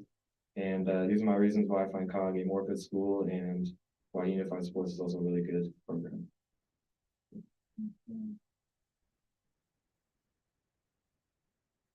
Hi, my name is Allison Maranini. I'm a freshman and I am part of the volleyball team and freshman class council. From my transition from Strong to CRHS, there's more freedom, which also comes with responsibility, like XLOC. Compared to Strong, CRHS has more freedom to select what classes I have, so I can focus on things that I'd like to do with expectations that are higher. I also have the fall sports update for you, which concludes that volleyball and boys and girls soccer were in rebuilding years. They each had individual accomplishments throughout the season, and here are 2 highlights. Our cross-country girls placed second at Shorelines, and football team is currently 6-1. With 3.5 games remaining, we may have the opportunity to qualify for the playoffs.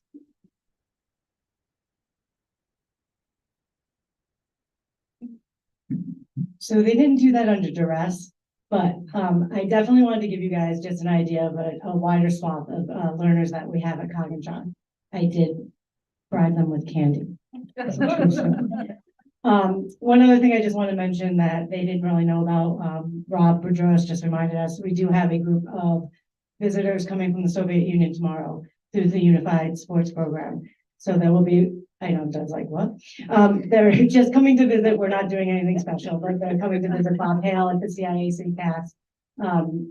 Hooked us up with some people from the Soviet Union. So they're coming to see our unified program here because it's much different there. And they really want to get a hand on if they could do something like that across the ocean. So thank you very much. Sorry, go ahead, Bob, you got a question? Soviet Union part in this. Well, I was trying to be like, That's well, why I made that. I'm going to say, that's why you made that face. All right, so he wrote in his text message, the Russians are coming. So I couldn't say that because that brought back bad memories. So yes, they're from Russia, but they're, yes, please. We'll get emails about that now. Yeah. It's okay. You're not wrong. I know. I'm trying to be, yes, Jamie, go ahead, please. Ethan, number 1, happened to say something about junior privilege. So how is that earned and what privileges are afforded if they earn it? And that's a great question. Ethan is a stand-in for Liam Fitzpatrick, who has been meeting with us weekly, Ms. Trainer and I weekly, to talk about ways that juniors could earn some sort of junior privilege. It has not been ironed out quite yet. We're looking at probably a midterm date, January after exams, if we were to do something where students could earn junior privilege. Effort equals reward. There you go. There you go. But yeah, he bought into that one quick, as Liam told him today in the office. Charlotte, are you looking forward to your senior trip?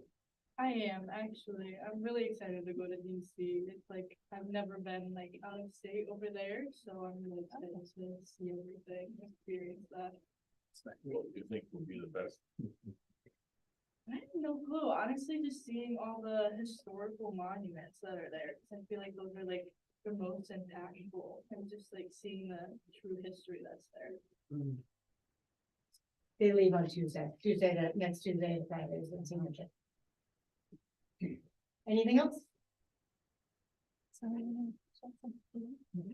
Don't answer those emails when you get them. So. Thank you, guys.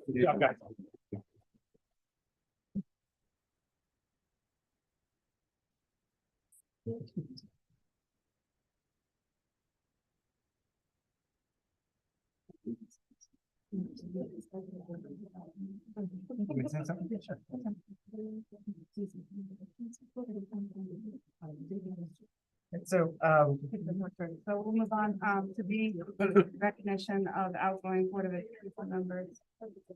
yeah, Lindsay said I could start. You know, it's kind of unfortunate timing that we have an election one day and then our November board meeting the next day, and then our very next month, we have new board members that will be seated. So I just wanted to say on behalf of the staff and myself, Mariah, thank you for your service, to the board, to the district, to the community. You spent a lot of hours here, well, other people here, but, I know your job is very demanding. You're also a parent in district and you have a lot of other things going on. And, I don't know that anyone, other than people who've actually served in this capacity, truly understand what a sacrifice that is. But, I just wanted to thank you for being so supportive and also, just for continuing that support. When you're not a board member, you're still a member of the community. We still value your input. You just don't have to come every Wednesday nights. Thank you. And I think too, so when I woke up this morning, it's like, wasn't even on my, train of thought until Megan sent an email this morning. So I know that, normally it's gone out to all of our board members to be able to give input. But Bob helped me greatly work on, something that Lucy's gonna read, so. We greatly appreciate everything you do. Thank you. And what it is. Thank you. Okay, this is a recognition for the Regional School District 13 Board of Education, Durham and Middlefield, Connecticut. Be it known by all those present that on this date, Mariah Roy, Distinguished Board of Education member since 2022, is duly recognized and acknowledged for her dedication to the children and citizens of Regional School District 13. And whereas Mariah Roy, having served with honor, hereby concludes this challenge for the responsibility of educating our youth. Be it known by these words that her deeds, her positive manner, and enduring good sense will be long remembered and cherished by her peers, the towns of Middlefield and Durham, and indeed our children. And whereas Mariah Roy served this district as a Board of Education member, her commitment and dedication to special education families, diversity, equity, and inclusion, as well as her advocacy for the well-being and safety of all students, will long be remembered by her peers and a positive influence on the board. And whereas Mariah Roy, having shown a strong commitment to the students of Regional School District 13, as shown by her attendance at so many student activities with her children, and despite a complex work schedule, numerous professional development conferences through CAVE. And whereas Mariah Roy demonstrated a strong attendance and thoughtful work ethic on the Student Achievement Committee and all board meetings. And whereas Mariah Roy is a respected and admired leader of the Regional School District 13 Board of Education, whose dedication, intelligence, and education have strengthened this school district and elevated the work of the entire district. Therefore, be resolved that we, the members of the Regional School District 13 Board of Education, on this 8th day of November, 2023, celebrate Mariah Roy and encourage others to do the same and join us in recognizing Mariah, a leader who made an extraordinary difference in the success of this school district and the advancement of its mission. All this is with our sincere gratitude for your unselfish service. By your actions, you have distinguished yourself and brought great pride upon your community, our schools, and hundreds of children that will love and remember you for all the good work you have done.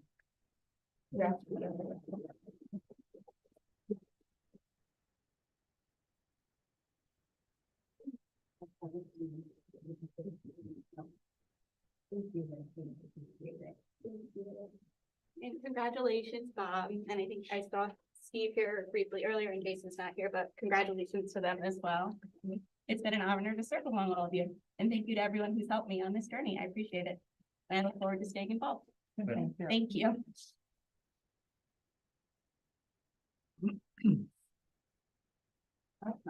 Okay, number 4, public comments. Do you have any in-person public comment? How are you? Okay, Lindsay. I just want to say something about the meetings overall. For $50 a piece, you can have a mic for everybody. Because quite honestly, not everyone speaks the same tone. And yet the public has to come before the mic to speak out. I really feel that, okay, you can hear us, but we can't always hear you. Please look into that. Thank you, Donnie. Do you have any other in-person public comment? Just give us your name, and town. Thank you. Bruce Eidinger from Middlefield. I was just curious to find out more about if the existing transition plan is being affected by what we just saw in the working meeting, based on the multitude of options that still haven't been ironed out. So, maybe Dr. Such can give us could give us an update during the next section. At the discretion of the chair and the board, no. Okay. All right, it appears to me that we haven't really figured out a project yet, right? So here we are in the middle of this, trying to plan for the transition, yet we don't really know where we're going. So just interested to hear some more details on that, especially based on tonight's additional data that we've got. Thanks. Okay, thank you. Is there any remote public comment? I see Linda on there. I see. I don't see anyone with their hands raised. Okay. Last call for online public comment. Oh, Linda says hi. Okay. Hi, Linda. Is that O'Hare? She's at the airport. Okay, number 5, approval of minutes. Board of Education special executive session meeting, October 11th, 2023. I think someone you have Not for the executive session, but for Okay. the regular. So we'll vote on this one, then we'll vote on the next one. Do I have a motion to approve the October 11th special executive session? So moved. By Lucy, second by Amanda. Any discussion? Okay, all those in favor? Aye. Okay. B, Board of Education regular meeting, October 11th, 2023. Do I have a motion? Yeah, I do have Okay, just a couple Make a of, motion to amend. I make a motion to amend the October 11th, 2023 Board of Education minutes. And the amendments would include on page 1, the first line says it's a regular session, and then when you go down, it says you call the special meeting to order at 6 o'clock. It should be a regular meeting, because I looked at the agenda and it's just considered a regular meeting. So that special should be changed to regular. And then on page 5, the second to the last paragraph, the very last line, it said Mrs. Newbig added that there is some pushback in the legislator about the mandate. It should say legislature, P-U-R-E, instead of legislator. You know, it's not a big deal. I think people understand what it is. So that was it. Does anyone have any other changes? We have a motion to amend the minutes. Do we have a second on that one? Second. Any other discussion? Okay, all those in favor to amend? Aye. Okay, superintendent's report. Okay, so, you had asked for monthly updates on the grade level reconfiguration. I don't have a lot to share this evening, but we thought it was important to come back. We do continue to meet weekly with our elementary principals and other key staff around the same 4 themes I told you about last week: communication, staffing, budget, and logistics. In the area of communication, I continue to meet with small groups by grade level at the elementary level, about 2/3 of the way through that process, and that will continue into this month. Again, getting very good feedback about how we could best make this transition work effectively. Some of that is based on those who have been through prior transitions here and feel like there are things that could be done better, and they're coming up with some really, really good suggestions. And I still think the showstopper in all of this is them having knowledge of where we plan for them to be and what we plan for them to do. And so Kevin has worked really hard on a survey, and we're thinking, what are we thinking? Maybe even this week, Kevin? That's correct. That's our goal. It might be next week, but definitely prior to Thanksgiving, getting that survey out and letting each individual, we're starting with certified staff member, either affirm that they want to keep doing what they're currently doing if their grade level was not impacted or their position, or perhaps say that they want to do something different, including the options of if people hold multiple certifications and they want to think about doing something different. Again, these folks know that we can't promise anyone anything, but and then we will unapologetically make the best decisions for the children. But in doing that, the more adults that we can accommodate, adult professionals, would be helpful. And I may have mentioned this last week, but even those that may not be thrilled with what their assignment will be, if we could tell them that in early 2024, again, knowing that we haven't been through the budget and that things could still change, I think that will lower some of the anxiety, because there's the anxiety of maybe the decision still being kind of fresh and you know, maybe questioning it on some level and trying to understand, you know, where we're kind of going. But then the other level of anxiety is just like not knowing.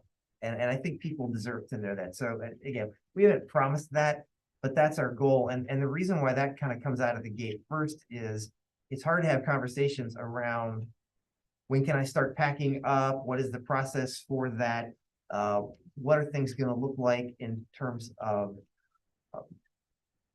you know, we right now have like a team leader on each grade level at different schools. Are we going to have 2 team leaders? Are they going to be co-team leaders? Are we going to create different stipends? We'd have to work with, you know, our union reps on things like that.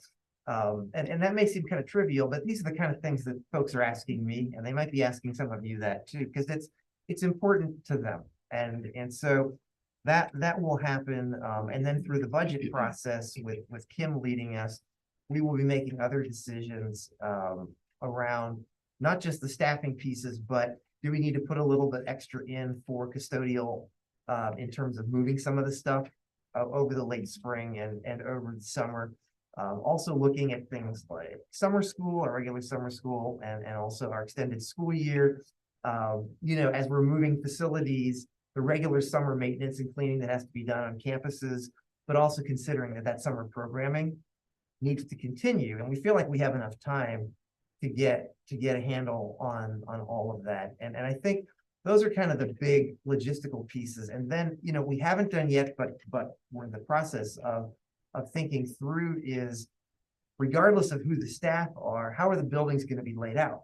You know, right now we've got kind of a layout based on the configurations we've had, the number of teachers we have. We know roughly the number of teachers and classrooms we'll have on each grade level, but we also have to factor in, you know, what is the best way to lay those out, because again, probably the group that's the most anxious are those that might have to physically move buildings, but in a close second are those that might have to move rooms within a building. And that may not seem like a big deal if you haven't been a teacher before, but if you've been there for a long time, that can be a big challenge. And again, not that they won't do it, but just that they know they can do it, so they can start planning. And so that will continue, and we'll come every month and give you an update. And again, I don't want to address the speaker's question unless you guys want me to talk about that. I really wasn't prepared to, but Yeah, it's not necessarily in, you know, on our agenda. If I think we have any changes or discussion, do that in a special meeting. yeah. I mean, I will say that question has also come up among some of the small groups. And what I've said is the board made a decision in September, and that is what we were planning for now.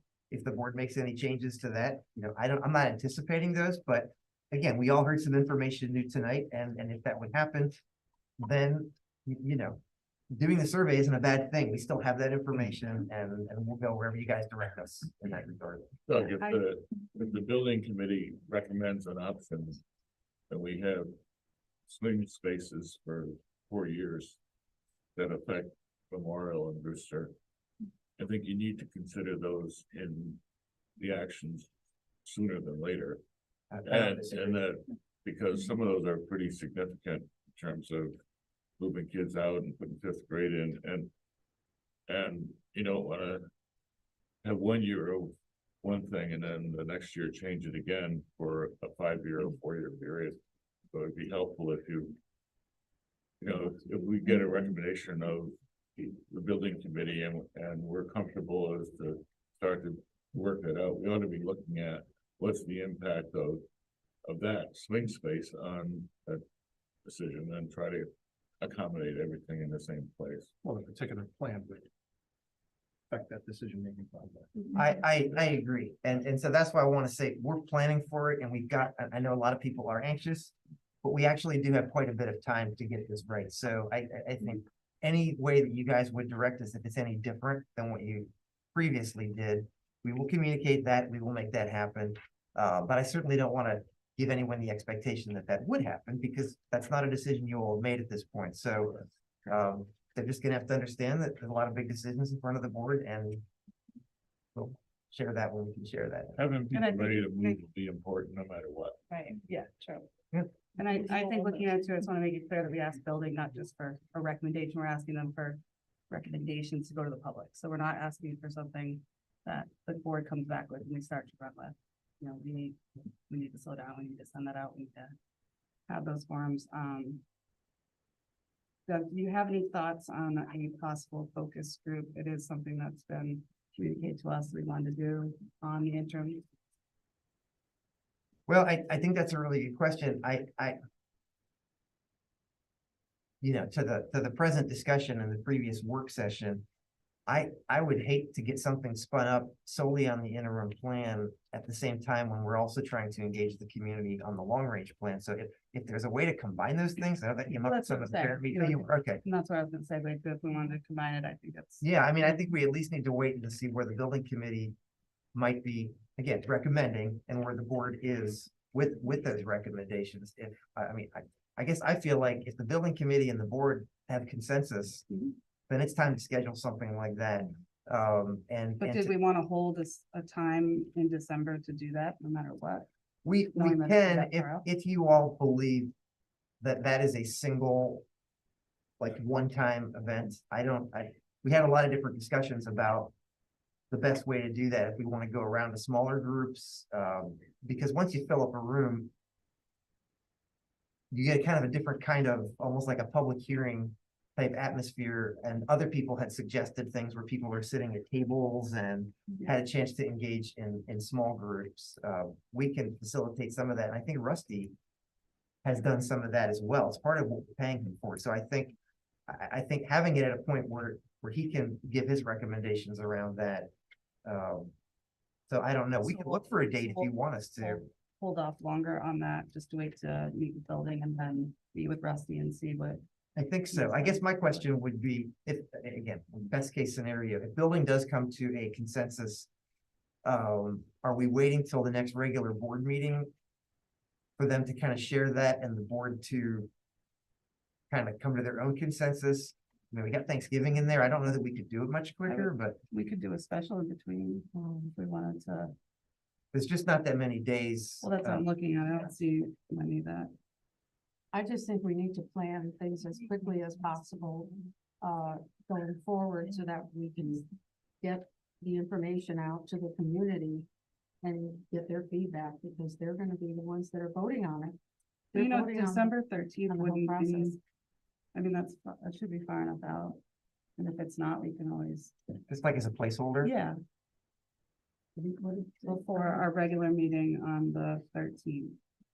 Because anything past that puts us into the week before Christmas, anything I after that agree. puts us into New Year's. And I'm glad you brought this up, because Kim and I were talking before, and again, we're not asking you guys to commit, but in my mind, this all backward maps from when do we think is the ideal time to go out for referendum? knowing that, we hope that it passes, but it might not on the first one. And knowing that we might want to, based on the input we get, if it doesn't pass, go back a second or even a third time potentially, right? We have till next November. So we were thinking like maybe February-ish, Initially, but which seems like a long time from now, but with the holidays, Well, that's what I'm And- saying. If and we we get it wanna in have January, things then like- we're less than a month. There's the in between 30-day there. lockout. Correct. To the silent period, so again. right, Correct, so, yeah. yeah. So as a placeholder, if something comes up or it's different or risk. I think it's a great idea, and if whatever we do is not deemed to be adequate on the 13th, then I think we schedule something else first of the year-ish. Okay. Lindsay, we had in a previous look at this, we had a group of tables with a board member at each table and had, maybe 10 folks, then you get 100 people engaged right away. Yeah. And then their consensus can be brought back, through the public, and you at least, you get 100 people who actually talked about it, and rather than stand up and ask the question, and you can get a couple out, an hour or two of all those tables in different rooms and come back as a consensus. Here's, and that worked well in a previous thing that we were doing. I But think it it was does the get a lot building of, administrator at each table, wasn't it? Yeah. Wasn't, yeah, because I think have it's- that mine up. But at some point, the information has to be conveyed to the community. yeah, So that has to come but first. then you have just the then you have overall, 100 people. and Then you break it engaged. down Yeah, afterwards. no, I Yeah. think Bob's just saying it's a lot of engagement, one-on-one. Right. Well, 5-on-1. Well, yeah, it's different. It's much If I could smaller rather than clarify- a big, large group. We're not looking at Rusty to give us a recommendation. He's just giving us the information and then he would be present to present it and answer questions. Absolutely. Which is why I think it's important Even to, though JV was gonna. why, Because he's No, got a wealth I- of knowledge and a breadth of knowledge. I know. He's also. I think that's why it's important to limit to a few options Absolutely. that are Yes. distinct from each other. Absolutely. And we can even work with him on making it, maybe not as much details we got tonight, that might just we might lose some people, because we've been spending time on this. And then structure those, probably like you did it before, structure those small group table discussions with some key tasks, where we have chart paper or however we do it, so that everybody can feel like they know what they're supposed to do that night, and then Rusty and Carson can walk around and clarify if there are technical questions. Yep. I mean, we can try to do that too, but he's the expert. Yeah, I think that's a good idea. We'll temporarily put, December 13th, before our regular. 5 o'clock also? Unless we think we need more than an hour, if you want to do 4 o'clock, or if we want to bump. Or we can start the regular meeting at 6:30. Why don't you- We need more than an hour. why don't you say 4:30? 4:30. I would say 4:30. 30? Yeah. And then because you still don't- possible, and any still later, start but- at 6:30 and give us 2 hours to really. Okay. digest. We can do it. So we figured it starting next week. Yep. I can circle back a little bit. You mentioned how there could be some overlap with team leaders within the buildings because of just the changes. I wonder if that is the case, could we sort of get their responsibilities aligned with potentially where we're going to be going? They can communicate with the building administrator specifically. What can we do to enhance the student experience, the lessen Yeah. the trauma at each school level? I just, it's No, not I a think- decision whether they continue their. No, their team I leadership or think not. you're exactly right. I think the question some of them are asking right now fundamentally is are there gonna be 2 or is there gonna be 1? And again, some of that was negotiated with the union. And I guess, again, I don't want to speak for individuals, but some have actually said, even though there's no guarantee that you continue year over year, a lot of these folks have been in these positions so for some of them, it's about household incomes and depending on that and kind of wondering. And rightfully so. Yeah, I think it's, and so, again, I always want to be careful because it is an open competition, so to speak, every year. But practically speaking, it doesn't always play out that way. It seems like if people are happy with the person doing it, and if that person's happy doing it, others tend to not apply because they just kind of defer. Whether it should or shouldn't be that way is another issue, but right now they just want to know how many are there going to be, and so, but that even depends on where are they going to be. Yeah. Like, until we tell them where they're gonna be, they don't really know that, So so. I have a question. Yeah. I'm gonna think positive now. Let's assume that within the next few months, the community comes to a consensus, we have a referendum, and we do have a vote. And what if the configuration that's voted on, would we look at that configuration for the future? And what we're considering as a temporary configuration to see if it fits, especially where we're talking about repurposing the schools. And might it be that the configuration we're talking about for temporary may have to be different based on the construction that may be. That would be the only way I've ever seen it done. Yeah. And that's why I think the board needs to reserve the right to do Right. that. Yeah. But to be careful to not get people's hopes up who maybe weren't happy with the decision or were kind of promised that. If you don't do that, I think it's gonna be even harder to get people to even vote for that referendum. Because they're gonna say, yeah, you're moving these kids all over the place. And what we saw tonight, there were all kinds of different scenarios where kids go different places. So I think, yes, that would be my recommendation. And again, we might get some pushback on, well, then why did you do this when well, we can't go back. We are where we are. Right. And I think we're all committed to the same long-term goals. And I think most of the people we've talked to, even the ones that weren't happy with the September decision, seem to be very committed to a long-term solution like the ones we've been talking about. Okay. Other updates? Do you have anything else? Well, I was gonna say something about Mariah, but I already did that earlier. Oh. So thank you again, Mariah. I did want to congratulate, as she did, Bob and Jay and Steve. I haven't met Steve, but I'm hoping to connect with him prior to December. Meg is going to try to reach up and set up a one-on-one, and if he can do it, we're gonna try to get him to the CAVE new member. I assume he hasn't been a board member before. I don't think that he has been, so if he's available, we'd like to get him to that. And that's really it. Happy Thanksgiving, everyone. I know we're not meeting again until events. So. Okay, thank you, Bill. Number 7, staff report, director of finance report, Kim. Yes, thank you. So we closed out the month of October, 28% expended in the general fund, 95% encumbered, and we received 31% of our budgeted revenue today. By state statute, each year, I have to compute town allocations for what the towns pay into our Regional 13 budget. That's based on October 1st enrollment each year. And we lost 37 students from this October to last October. The breakdown was 10 of those students were Durham and 27 were Middlefield. So the math works out to be Durham has increased in their assessments, their budget percentage by 1%, and Middlefield has decreased by 1%. And it was the opposite last year. Yeah. And that can be a problem. It's state statute that it's done yearly. There is an alternate base. People have asked, can we do a 5-year average?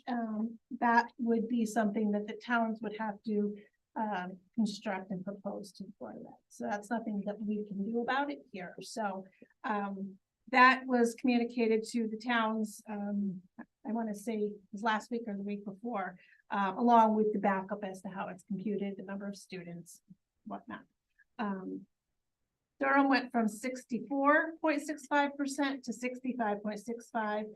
And Middlefield went from 35.35 to 34.35. And 1% can be significant when you are paying 2/3 of the budget.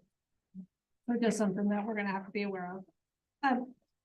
Multimedia grant, it did apply to the state of Connecticut for 2 security grants. One would be to replace the PA systems in the schools, which are end of life and can potentially be a security issue if we can't use the all-call. Something that you're probably going to see in a budget request in the next budget round. We were not awarded that one, unfortunately. We were awarded one for multimedia, which would be a Mutual Link, which is, I know I was out one meeting, Ken had done that about security. And we were awarded 4 out of our 5 schools. They did not award us Cogitag. And for no reason other than we don't give you all of it. And it's a matching grant. So the reason I'm bringing this to you tonight is you don't need to make a decision tonight, but I have to accept or reject the grant within the next few days. However, having said that, I can accept the grant. We have till June of 26 to do the work. So we have some time to do the work. If the work isn't done, we just don't invoice the state. The part about that that's not ideal is next time we ask for money for a security grant, the state might say, well, you didn't use it last time. We're in a precarious position because we have 4 out of our 5 schools, but 3 of them we're talking about doing something at. And to invest the money in them and then repurpose the school. So I just don't know if it's something that you're serious about wanting me to accept it for now and then I can back out at any time. Or just reject it now. At 26, June of 26. So the work can be done up till June of 26. Our year 1 cost would be 76,000. That would be the different part, and that would be including Cognichog. So that would take in Cognichog, which is 40,000 of that number is just for Cognichog. If the other schools were brought offline, Brewster and Lyman, I mean, we would still have the time with that. We would not have the, you know, I don't know if it's equipment or what it is. Memorial would be able to, I'm sure, be repurposed. So that wouldn't be, you know, lost. So we could potentially have two schools where we would have the equipment anymore, or you know, it would be a backup maybe. So I don't ever like to ask you for a question, but yes, Ken. I just, so repurposing, it's, these are one-off systems per school, so it's not like we can say, oh, let's take the stuff from Brewster or Lyman and move it elsewhere. It's one system per school. It's not like our cameras are wireless that would be able to bolster other ones. Thank you. And the one at Memorial, though, we'd still be able to. You could, but yeah, we wouldn't be able to like, hey, let's take all this extra stuff and put it in the school. It's one per building. So, I mean, we don't get these grants a lot, so, I mean, if we think we might, I would not want to pass this up if we think we might want to do it. But, you know, sometimes the state could look and say, well, you didn't do it last, and we gave it to you and you didn't. I can see John Bowen. I really can't speak to it because of my professional side of things. But I know. there is truth, there is truth to the fact that you can deny a grant. There is that truth there, but as far as the system is concerned, I can't speak to it because of other reasons. I mean, if we talk about it in finance or some other way, I'd give my input on that. Financially, what are you thinking? Financially, I would say no. Okay. So I can, and no harm done at this point. It's when you start the ball, because now they can give it to another district. Okay, so we'll do that. Okay. Field house lights and restrooms. So as you know, we were awarded on 10/6 the 430,000. I've been working with DECD, Department of Economic Development. And they have very specific bidding requirements that we've got to follow. Just so that everyone kind of knows, I had quite a lengthy conversation with the state early this week on Monday. And she told me that, and I've got to submit quite a bit of information to her. She's got to create a case for the DECD commissioner to approve. So it's not like we won't get the money, but there's still work we have to do. She said we'll be lucky if we get it within 3 to 6 months approved. So, and that's just getting the approval. Then they've got to review our bids before they go out. That could be, I hope not, but that could be another 3 months. So realistically, we're looking at quite a long time to get this. So we're going to get it. It's just when we get it. One thing I did want to talk about, and they did say that it was an option, was to go back into the archives and see if the lights were publicly bid, which I'm sure they were at the time, and that may And so I can ask for sort of an alternative bidding. Public and accelerated review.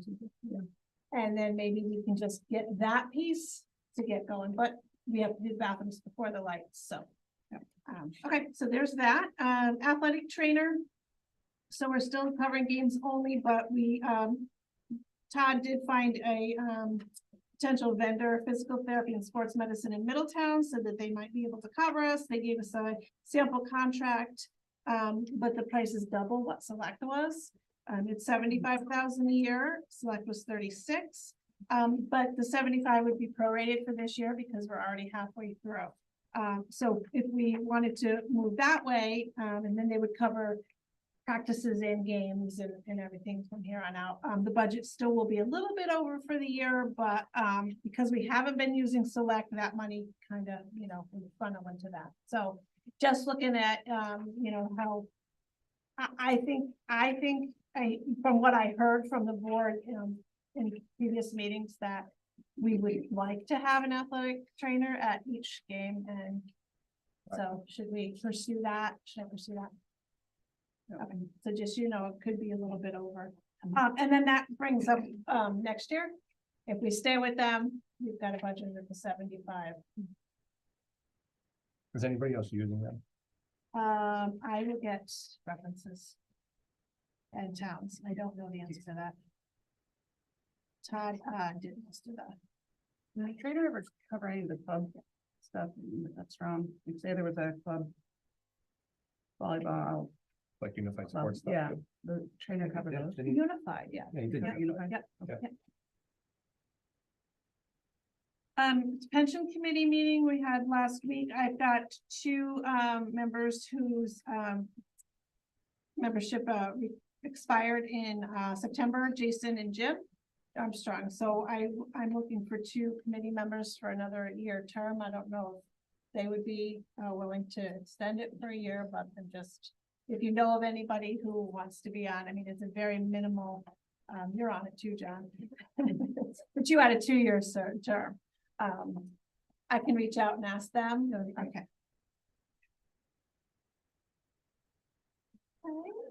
That's it for me. Thank you. Do you want to give an update on pension or? The pension, well, is it on there?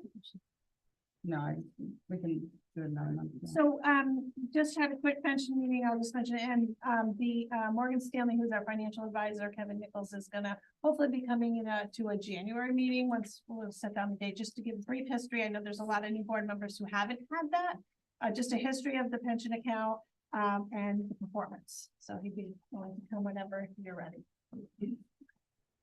Your audit almost done.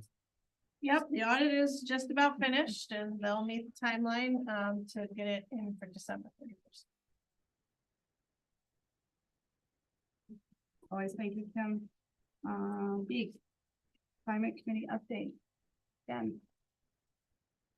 All right, well, we met on September 26th. We reviewed, the district climate committee reviewed, the climate initiatives that we did over the summer as an administrative team, and counselors came in, participated in some of our climate work over the summer as well.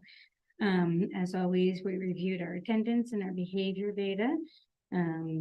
State and national statistics are still disclosing significant increases with concerns in regard to absences in truancy, as well as continued increase in social emotional and behavior dysregulation. And the studies are starting to come out with the statistics. It's significant since the pandemic. At a particular grade level? It really, it's adolescents across the board, adolescents, adults. The statistics are coming out fairly alarming.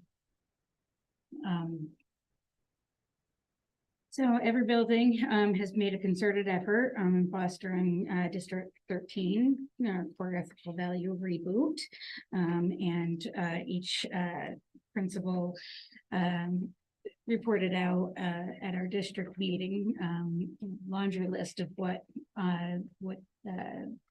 teams are doing in each school, to really focus on core ethical values, and in district-wide. We have, some climate professional learning updates. We have started, a partnership with Carrie Lord from Partners for Educational Leadership. She came in and did training with us over the summer. And she's also leading our equity professional learning group, which has 14 members and all schools are represented. We also have a climate professional learning group with 17 members. Again, all schools are represented. And we've done a significant amount of training, both on the physical training piece from Kim, leading that piece of it with Western State University for physical school safety, but we've also done more training with social emotional behavioral training in terms of threat assessments, risk assessment training for administration and counselors. We did that July and August, and we've brought those training protocols into our work in district at each building. I'm happy to report. I don't know if it's been officially reported or not yet. We did receive the mental health specialist grant. We received 2, actually. One was a 3-year, 3 school years to hire a mental health specialist. We did hire a certified social worker, and the total for that grant was $298,350. And then we also received a summer mental health grant for the next 3 years to run, to hire somebody to work over the summer with our students, and that total was $75,000, $75,006. There's been a recent uptick in youth suicide in Connecticut. It's been an uptick since the pandemic, but a recent uptick over the past few months. And so Connecticut Public Health put out an alert. I shared some copies over there. Just a call to action, what to look for, how to support people who are struggling, but particularly for our youth. Let's see. And again, you know, piggyback on that, there continues to be a great deal of discussion regarding the national increase in mental health crises in children and adolescents. And we share resources out with our staff as they arise to me, as they come to me, and share it out with the staff. And we're also talking a lot at our school climate meetings and faculty meetings, just on the importance of connection and supporting our students and adults, and the importance of mental health and well-being for all. We're continuing to try to bounce back from the pandemic, but it certainly has had its impact. Our staff, we are continuing to use the Aperture software system and the DESA reporting system as a tier 1 approach for taking the pulse on mental health of each and every student in district. Our Aperture pretest window has just closed, and over 90% of our students have been rated by their advisors or their homeroom teachers in terms of, again, it's eyes on, it's connection, it's making sure that every child is looked at as in a social, emotional, and behavioral light, so that we can, just support all of our students as best as possible. So statistics for our pretest from Aperture we had 4% of our students at the need for instruction for social emotional learning and strategies. 73% came up in the typical range, and we have 23% of our students at the strength level of social emotional learning.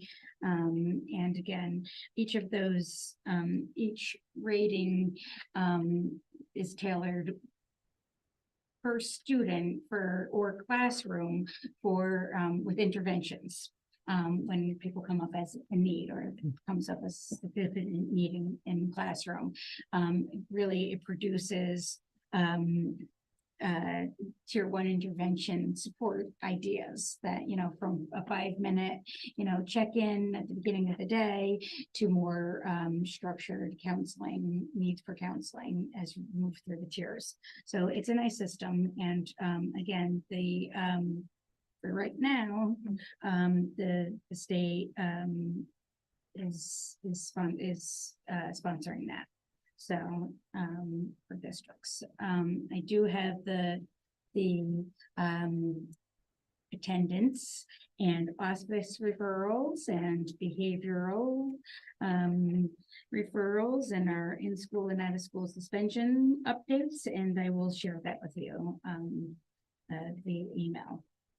There are some we have some pockets of concern in terms of behavioral referrals, and I assure everybody that as those arise, we are looking at it, and as a leadership team and as school teams looking for individual intervention and supports for any students who are truant, who have excessive absences or excessive behavioral referrals.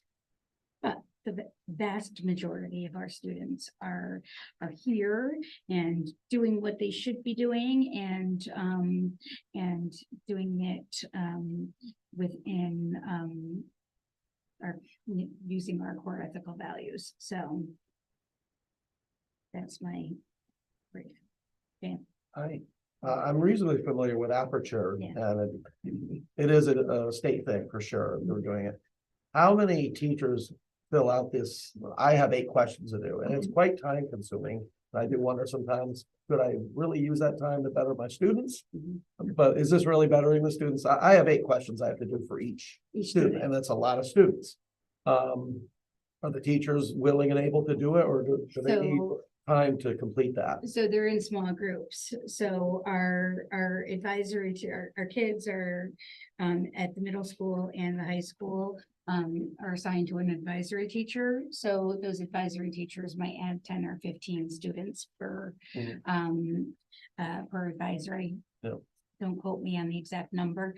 And it might be different from Strong to the high school. And then the elementary schools do their homeroom. The feedback that I got, so approximately 20 kids, right? The feedback that I have gotten from teachers is that it is worth the time. It's about 5 minutes per 4 or 5 minutes per student, 3 to 5 minutes per student.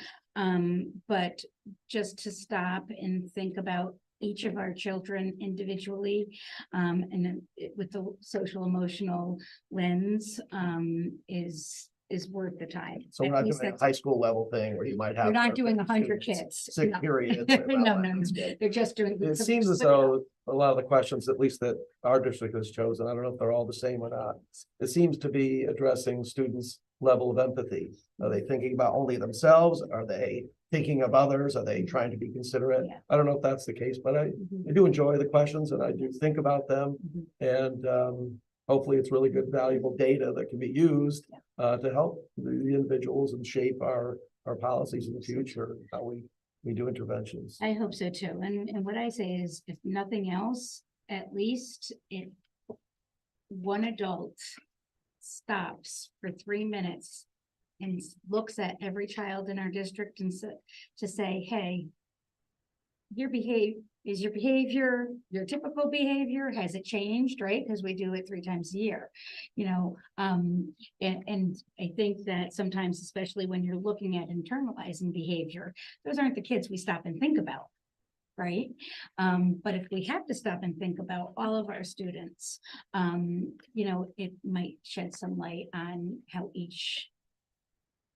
every student is doing. One more, unless anybody else wants to go. With the changes that we made at Strong School over the summer and having more opportunities for students to find themselves and have something passionate about, have you seen any positive things? I know it might be too early to gather data, but in your personal opinion, though, I mean, I'm hearing, you know, we did have issues with people putting in a room and playing with their phones. yes, So yes. is that better? do you Actually, think? I think overall, and I can't speak for Cheryl and Mr. Fitz, and the staff at Strong. I think the changes in programming and the classes that have been offered have been very well received. That is the information I'm getting, but that would be a better conversation for, certainly for Cheryl. But I think, overall, those classes, the kids are really liking the, do-it-yourself class and having time to do things that they enjoy. And even seeing, Scott Mangillo jump into that tech role and, you know, he jumped in with all full feet forward, and the kids are, you know, really starting to be receptive to it, and I think it's great. Something I notice as, you know, board member in the building and as a parent, the outreach to parents at Strong has been very good. It's and not just an outreach to really find solutions for each individual child, and it's I hope you'll see a lot of success from it, because I think it's a really good step forward in reaching a lot of these young 6th graders to 8th graders and finding solutions for emotional regulation and behaviors. So I look forward to seeing that, and I think they're on their way. They're doing a great job. I have a quick question. For those kids that are truant or absent excessively, have we determined what those issues may be, and have they been offered services? Yes. Yeah, it is, and actually, that's one of the huge initiatives that Deb and Katie started at the high school level to really look at absences per class and take the data on it, and they're updating it every week or every 2 weeks, and then we have protocol to contact students, contact parents. There is, you know, there's loss of credit if appropriate, but certainly if there's more need, there are services and interventions, and And the parents are involved in with that. Yep, absolutely. Yep. There was a news conference recently about the state sponsoring some LEAP budget money. Yeah. Thank you. Yeah. For home visits. I don't know Yes. if that's necessary in our district, but we're taking huge advantage of it, and it's already showing Yeah. good results to say, you know, by the way. Yeah, they are saying that that's been. School's really Yep. fun. Come to school. Yeah, they are saying it's been very effective in some of the schools, so we reserve that right, so perhaps Yep. if need be, but most of our parents are, you know, we get phone calls, emails, you know, they come in for meetings, but. Yeah. Mhm. I think it's a testament to what Deb and Katie are doing, so it's hard to send home those letters and get the phone calls that I'm sure they're getting, that's saying, you know, your child might be losing credit. And it's a wake up call, but it's also a lot of burden on them to take those and try to figure out those situations too, but it'd be nice to see if that holds a lot of weight and if it works. So far, we've seen a difference. If there's anything really good to come through the pandemic, it's at least individual teachers can reach out to these kids and say, hi, how you doing? Yeah. Hey, I posted an assignment, you know, let's see what you think about this. And, you know, Absolutely. And I don't know if you missed it, so the community conversation at Strong that we had, the next one is at Coggins, it's the one, the coffee. Yeah, coffee. Oh, yeah, I did. Yes, yeah. So that's next week, right? I think they so, have yeah. coffee with the admin. Is it the 13th? 14th, the 14th. Everybody? It's in the morning, right? In the morning, 7 to 8. 7 to 8. Up here. I did not go through all of the, because when we, that took, there's been significant yeah. effort across the district, for all of those, types of, activities and to really, get the community involved and yeah, and one of them was the Strong Family Picnic, which I heard was wonderful. It was, and- yeah. For yeah, having it so- the first time, Shell did a great job and Yeah. a nice cream truck and, Yeah. you know, a lot of families that came, you know, kids being able to meet their teachers, Yeah. family, Yeah. and, you know, gives them that connection and humanizes them as people, not just their teachers, you know, grade them all. So, But no, every little thing, committee has, you know, given it at least 5 to 10 different, you know, different initiatives that they've been implementing this year, so. Appreciate it. On the grant, the mental health grant, how much have you been able to utilize with that in hiring? So we hired somebody, for the 3 years, so it covers the 3-year, full-time, social work position, and then, I have to, get the summer, programming, and find somebody to do that and hire somebody for that, but, yeah, it's, huge. It's huge. There's a lot of work that was put into that. I don't think Jen won't say it herself, but that grant was a huge right for her. Thank you. Thank A you. lot of hard work. Anyone else have any other questions? We'll go down. New business. Vote to amend the July 5th, 2023 Board of Education minutes. We put this on an ask from Mariah. You guys all got that one. You have that motion on it to amend it? Yeah, I can make that. Okay, so we're just amending it to state that. We know who made. Amanda. Okay, so Amanda made the motion. We're gonna amend, so I'll ask for a motion to amend the July 5th, 2022 Board of Education minutes to state that the. What is the option to end school choice and look at the reconfiguration of the how it was voted? Yeah, I just want the actual wording. Yeah. Anyone has it up. Not all pull it up.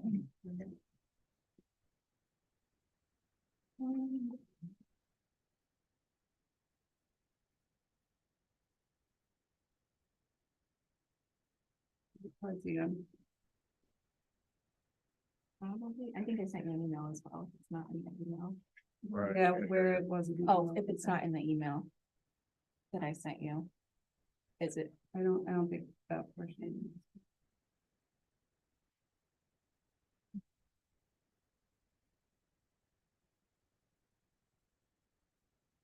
I'll go find it. Contest.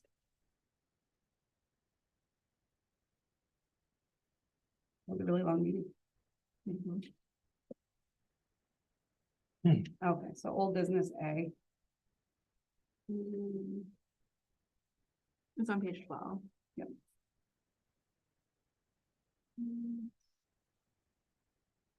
The first italicized word.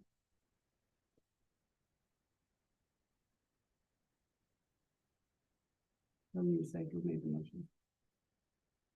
Let me say who made the motion. The one I'm reading, it says Mrs. Says Roy made a Mrs. motion, Boyden. seconded by Mrs. Petrella, and I think you're saying that I did not. make That the Amanda made the yeah, motion? So it's Yeah. like an active. What is this one? The minutes state that Mariah made the motion to end school choice, and it was Amanda. So in the minutes, we're correcting the minutes to state it was Amanda. It's from Jen. She caught it. No.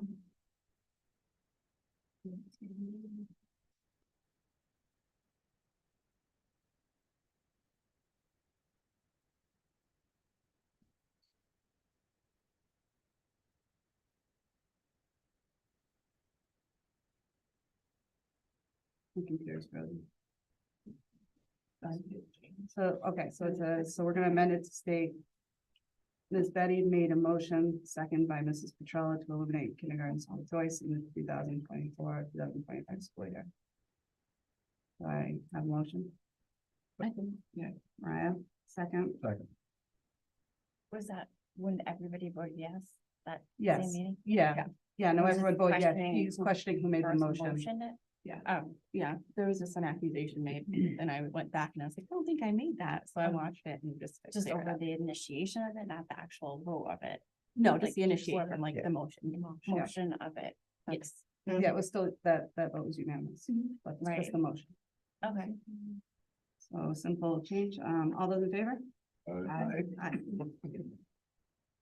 Okay, vote to accept the proposed 2024 Board of Education and Committee meeting schedule. Doug? Yeah, so you all hopefully had this emailed to you. This mirrors what we did this year, and two things that I would point out. I think we already mentioned this last month, but we have programmed in a Board of Ed retreat for the morning of Saturday, January 20th, and I just think, not just my history here, but in other districts, if we can't have everybody here, it kind of loses something, so I get, so if that date doesn't work for people, I think you could come back and change it. I don't know that tonight would be the night to do that, unless half of you know you can't. And the other thing to point out is that the July meeting, we are recommending doing that the second week of July instead of the first, because of the timing of the 4th of July. The first Wednesday in July is the 3rd. The 4th is the holiday, obviously, and the district is actually closed on that Friday, and I imagine many people are making that a long weekend, so if we bring it back on the 10th, and unless I misunderstand the statutes, I don't think we have to reorganize next July, because I don't think there's any elections in May in Medfield, right? So, so that would just be a regular meeting, wouldn't be like organizational meeting. Yeah. Everything else is, as you see it, the far column on the right is not really technically part of your vote. It's just comments that Meg put in there to bring to your attention some things in there related to some of those items. What you'd actually be voting on tonight, this or some modification, is the dates, the times of the board meetings and the committees that are currently meeting. So do we have, Doug, did you have any other options for that Board of Ed retreat on the 20th? Were there? No, we just plugged that in based on where we've historically put it. And again, having a retreat is totally at the discretion of the board. I just know even predating my time here, that tended to be the an opportunity for myself and possibly the person sitting to my right to attend for part of it and maybe do a little budget preview. And then the rest of the agenda is really at the discretion of the board, but that seemed to be a time of year that folks want to. I mean, we did one in October a year ago as like a second retreat, so you can do them whenever you want. It's just with people's calendars, that is not the 3-day weekend in January. That is the previous weekend, so we thought we'd want to stay away from that. And our budget calendar, if you recall, has our budget proposal, I think, what, the first in February, like the first Wednesday in February. So if we do it too late, then we're kind of giving you the budget proposal, and that doesn't give you any opportunity to give us any feedback. I mean, it's still our proposal, but sometimes if there are consensus items, we can get a good gauge of where the board is and even have some good conversations ahead of the whole budget process. Yeah, I only said I can make it work. It always ends up the weekend of my kid's birthday, but Can we move it won't. earlier? We're push it out the week. No, because then it's Martin Luther King. What am I thinking? No, I might not be there, so. What is my? I'm doing 2 weeks from that day, so I just might not be there. You guys. It's awfully selfish. I think people would understand. Take care of you. I bring cookies. We need to reach out to new board members as well earlier, is that right? Yeah, he's online, but we can always get in touch with him. I'm okay with it. It's fine. with the weekend before is a long weekend. I can And you schedule could something. change the date. I think we wouldn't want to hold the whole calendar up.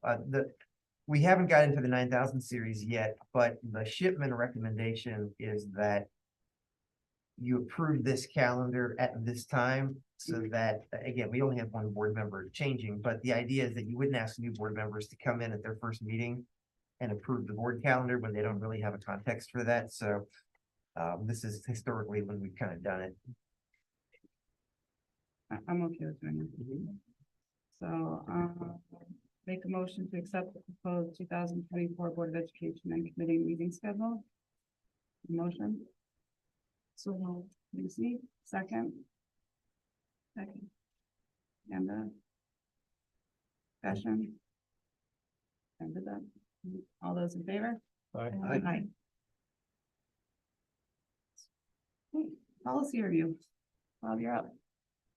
The next two items on the agenda were recommended by the policy committee. They're new policies that we sort of know from the Shipman related to code of ethics for staff, personnel, and for increasing educator diversity based on the state law. This will be the first read. We'll be back. So action needed tonight.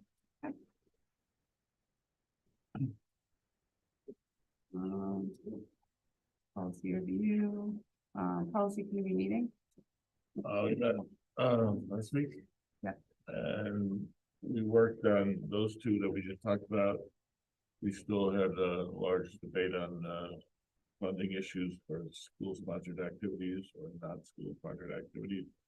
And Doug was meeting with the attorney to get some more clarity on that. And we decided to work on the 9,000 series as a group, since they all affect the bylaws of the board. So we started on that, but then we said we would get together in some other fashion to work on it as a group together. So that we have input onto the bylaws. We want to try to schedule that, send out a, possible dates. We canceled the next one. Yeah, so we canceled policy. Doug's gonna be 15th. with, Jenny Lucier at, Teacher of the Year celebration. I think, so. So we could go in December policy meeting out. There isn't a December one scheduled currently, but you could schedule a special one. If you could get Yeah. everybody to there. I think we sent out a kind of a breakout of what they were, but Mhm. I don't think it would take more than an hour and a half, because they're pretty straightforward. And there are a lot of different sections. Huh? What?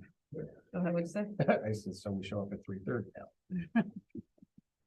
Well, I think I could get it done by 4, but, I'm in there. Yeah, you and I can't probably. Yeah. But it's, there's just a lot of duplication, and it'll probably end up with 6 or 7 policies instead of like the 14 or 15 that are there now. And I might suggest if there isn't immediate consensus, because I do think some of them garner more debate and discussion. Maybe the retreat would be a good place to spend an hour or so, just because it's, I even have trouble making recommendations. This is really about the board and how you all want to operate, and so it's really, I think it's important for every voice to be there if possible. We could do it at a retreat too. There's nothing critical in that policy that would affect our operation between now and whatever. So that was the policy committee. So, move on to building committee. Again, seems like you're always up.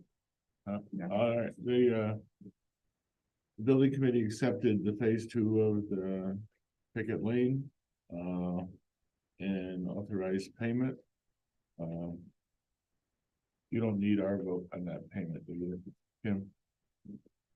On the phase 3 Picket Lane, they're looking at a drainage plan.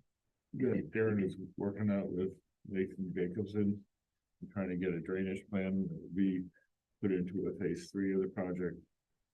We also talked about putting in crosswalks and, traffic, what do you call those? Tables. The tables, speed tables, yeah, speed tables.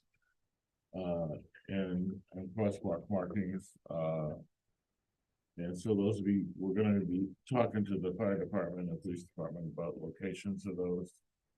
I don't know if Eric's done that, but. We reached out, yep. Yeah. They're okay. And we also looked at the proposed sidewalk plan,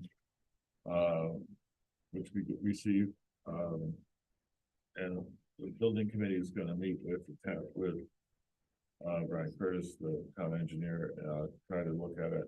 Their proposal was, I think the biggest issue is probably getting around Strong School, as there's the elevated sidewalk there, which would be, you know, whether or not we need a ramp or something to get through that. There's a very narrow spot there. And the other one is he had set the sidewalk back 25 feet so that cars could continue to park perpendicular to the sidewalk and the road. The building committee felt that they ought to be closer to the roadway, so it's actually a part of the sidewalk, and put some kind of vegetative barrier so people don't drive over the sidewalk to park when they go into Little League games. It's gonna be an issue because that is town property, that portion of it. So the town may have their own idea. And then when it gets to the tennis court, it's back to Hoggenschlag property, you know, as it goes around to the court school. So there's issues on that, and then there's a continuation of some kind of gravel path from there, from Around farm back, right? back along the river stream and then back into the playground.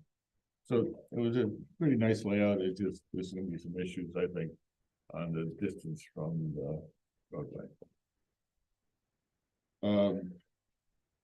And the sidewalk is paid for by, and Sure. ARPA funds from Durham. Yeah, we're trying to avoid having people drive over them to park for Little League and or for the tennis. courts. Right. So that's probably gonna be the discussion we'll have to occur in that. The field house update costs $95,246, leaving us with a balance of $52,000 plus left over in the budget account. And the building committee suggested that we use to start the design of restrooms and electrical services and getting it ready to get so that when we do get the $430,000, we'll have the plans ready to go. Apparently, we'll have to make sure we have the right design to go into those bids. So we probably take all of $52,000 to get us to conform to the state requirements. And the most exciting thing is that we have put in about 400,000 for the pump house. 600,000 for the pump house that they've determined that we don't need it because the pressure in the public water system is enough to meet the fire demands and sprinklers for the Strong School in Hoggenschlag. So we have $600,000 that was in our bonding that we probably have to repurpose or eliminate. So we need to have Kim come and talk about what we can do with that $600,000. It has to be something that was listed in the bond agenda originally, so it could be some of the some of the project improvements, maybe just roadway improvements or something we'd have to move it to, but so that's gonna be interesting, but again, there's $600,000 we don't have to borrow if we don't use it. And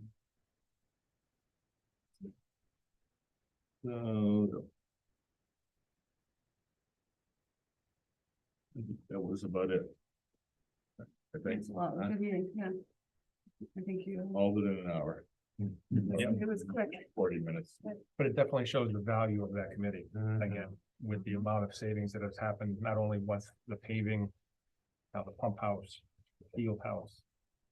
They've saved this board a lot of money. And by comparison, right in the news, Middletown is trying to allocate 13.5 million for a boat storage house that is smaller than our field house. I don't think it 13.5 passed million, Judas yesterday. Priest. I think it didn't pass yesterday. Needs but to look at I it. don't think it did. It's happily in the quarter of March. Go big or go home. But again, a lot of value in that building committee. That's it. Now that 600,000 goes back to capital. So it's not 600, that's the total, so after, we still have to do some fire work on the vault. And the sprinklers. But it was funded in two different streams, one was the bonding and I think one was the capital reserve. So so if we spend the bonding portion, that's great, capital reserve, you can either put to another project. Or if we spend that part and we don't spend the bonding part, that can go through another project that was in the bond package. So it can't be anything new, but it can be whatever was in there can go towards that, which the paving was. I'm not saying we're gonna need it, but there are things that are in there that, or you just pay it back. Not borrow it. You just, yeah. I mean, we already have it, so we would just pay it back. Thank you, Beth. Community Report Student Achievement Committee meeting. You see, that wasn't good. Oh, it's not there. This was a Google Meet. We switched it to, right? Yeah. It was a little bit drowsy. It was a long day, but anyway. Let's see, Deb and Katie and Eliza were there. There was a discussion on learner-centered practices within the district. I don't think Devin Katie read it. It was Oh, Tara. right there. Tara was there. Tara, excuse me. I Tara come out, said- HEI. Quite good discussion about learner-centered practices within the district. She discussed a bit of projects that students would engage in, and it's what I remember with my kids in the old days at Lyman with sort of support your argument, why do you think this is good? What's the reason for it?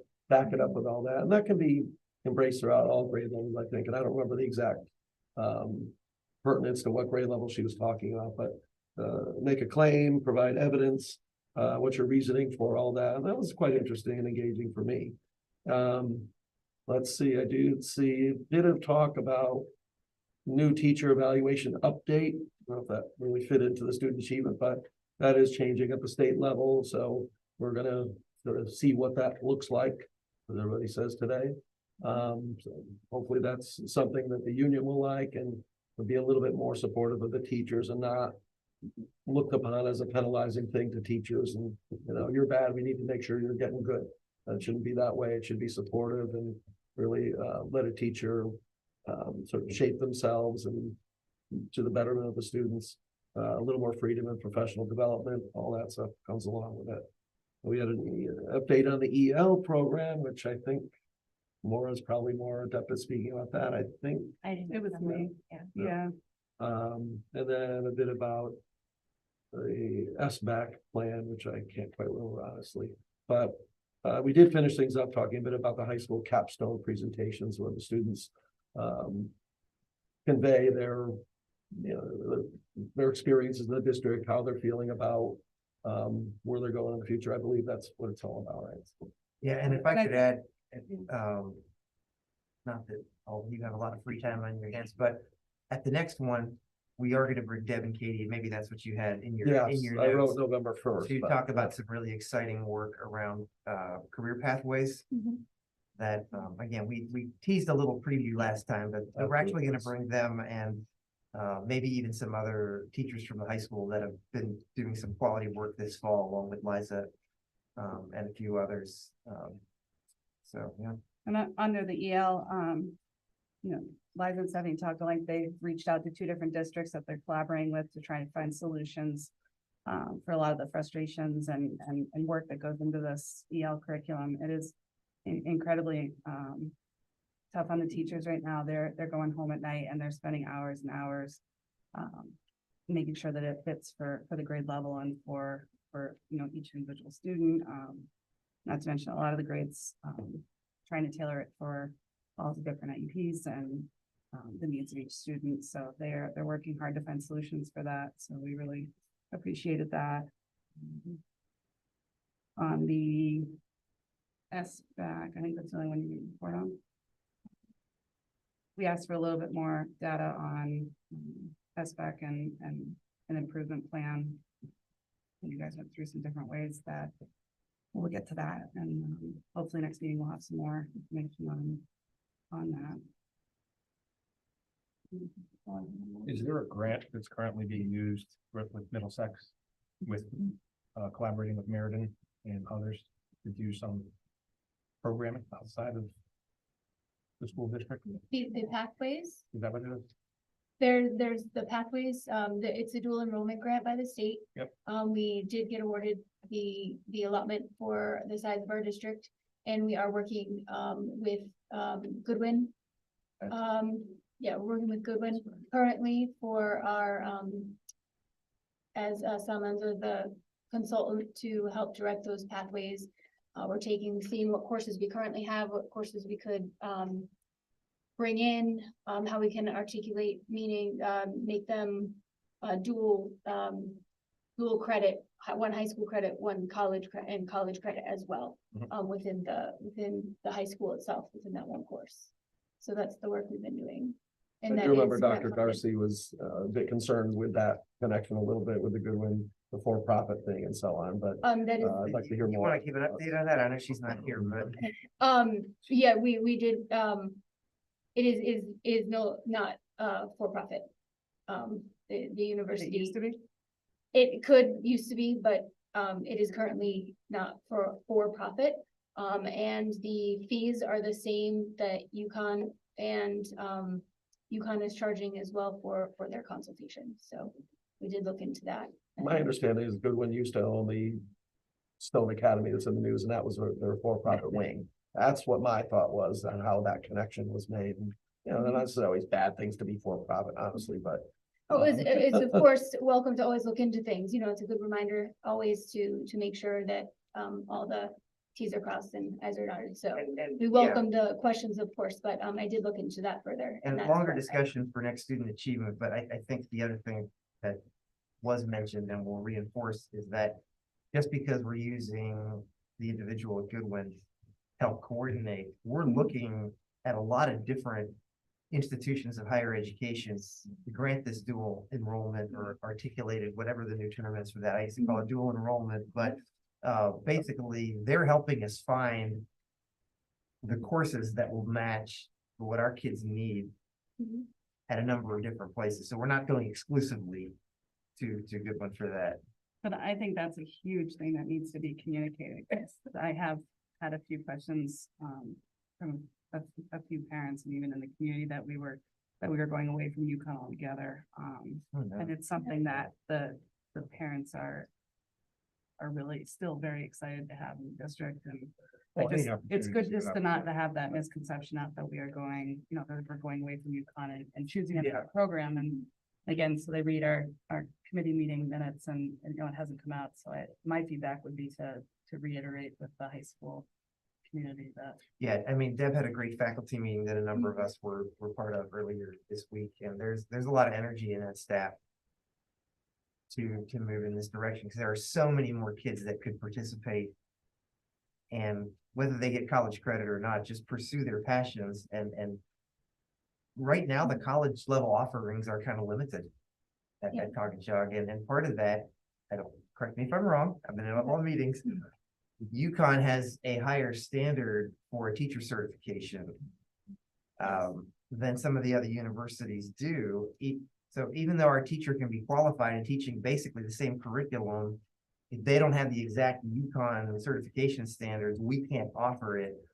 So we see this as adding to the current offerings, not taking away. So it's a good point, Lindsay. We need to reinforce to people that we're not doing away with anything. We're trying to expand what we can do. Expanding the current options. Yeah, we just need to look past that. Our staff is excited and energized and make sure that we have buy-in from our parents, community too.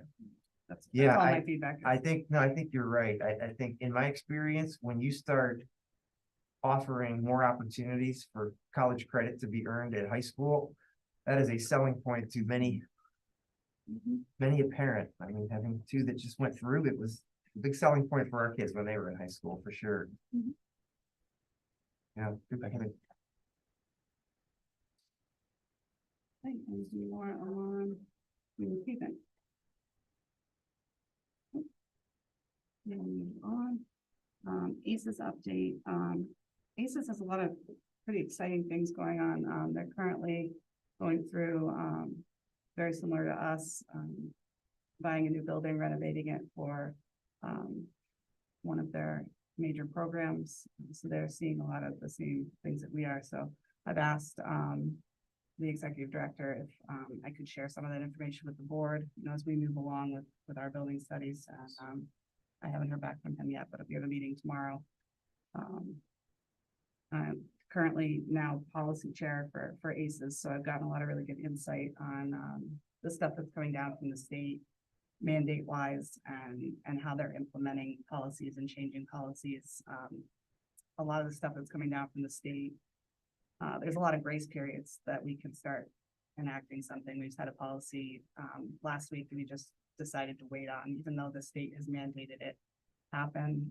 We are going to wait and see how other districts, for lack of a better word, trialed it, and then we'd go back and revisit that. So I'll share that with policy committee. Might be a good way for us to separate some stuff out that we're not ready to implement policy wise and still stay within the state mandates. Yeah, that's all I have on that. Communications. I have a really nice message from Bruce Schmaltz, who we recognize for the music program. I think you'd be okay with us reading it, right? There you go. It's in Susan 10. I just wanted to make sure. It says, "Dear Board of Education members, last Wednesday evening was an overwhelming one for me. Receiving that beautiful hand-carved plaque was humbling and deeply appreciated. I'm pleased that you recognize the importance of music in our young people's lives. Please continue supporting the program. I wish I could have verbally expressed my feelings that evening, but I was emotionally overcome and the tears got in my way. What a night. Thank you. Sincerely, Bruce Schmaltz." That's awesome. I was wondering, were we able to get that up yet? Is it up? I don't know. We should find out. See what's gotten out. Certainly Send the- him a picture of it up if he's not able to come out. The state of our music program today is this huge impact on just education, the future of these kids, but he's a mentor to the previous band directors and always will be, and continue to do that. It's just great to have that connection. Huge. I just And his remember wife was so nice, I have yeah. 4 older sisters, and pretty much the entire life of Coggins, they would mention Mr. Schmaltz. So I know the name, and then I got to meet him when I got here. It was awesome. Yeah. And then the only other thing I have under communications, I had a really great interview, for lack of a word, conversation with one of the education reporters from the Connecticut Mirror last week. She wasn't sure if she was going to be doing a article, but if she did, she was going to let us know ahead of time. She's very talented, great to talk to, and she wanted to hear about the long-term configuration and interim. So we had a good 20-minute conversation, and she was really great to talk to. Anyone else? Some of us are doing mock interviews on Monday with the seniors. So I know that Joshua Kelly's been writing to me to get more people, so I gave him a couple more people. I don't know if he got it. Yeah, no, I didn't get it. I'd love to try to reach out to him. Anyone else?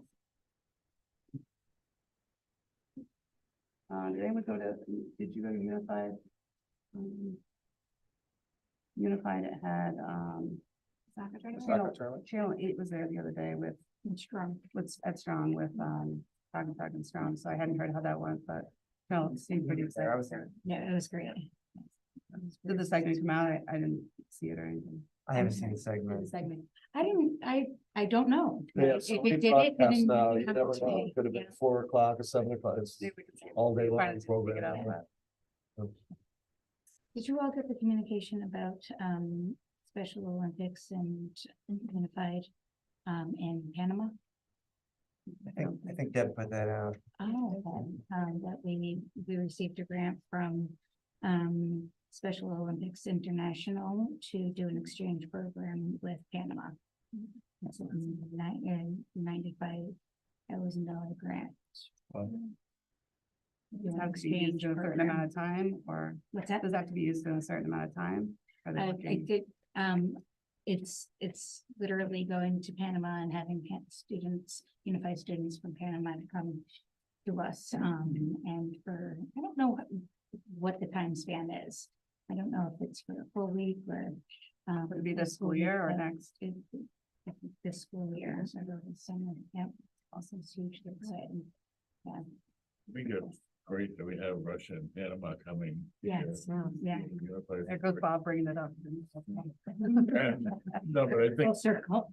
I think hopefully we can bring press to the school, Doug, when those people come. To talk about, it seems like it ought to be on TV, so that we have countries coming here to. Talk about life behind the Iron Curtain. Yeah, or Ukraine, battle in Ukraine, but maybe, it's still, I think it's important. Be a for the missed school opportunity to not have that, Huh? yeah, be a missed opportunity to not have that. Yeah, and I would just let the press know, and there's one guy from Freeport that lives in the area, so make sure he gets some. Yeah, maybe reach out to Mike Savino, who's been really receptive. From the Town Times. We have a new Town Times. It certainly says a lot about our program. Right. Which is probably something that should be highlighted. Well, the stuff they highlight on TV. Yeah. Is something Yeah, you that's need some worthwhile. out there, that'd be nice. Public comment. Do we have any in-person public comment?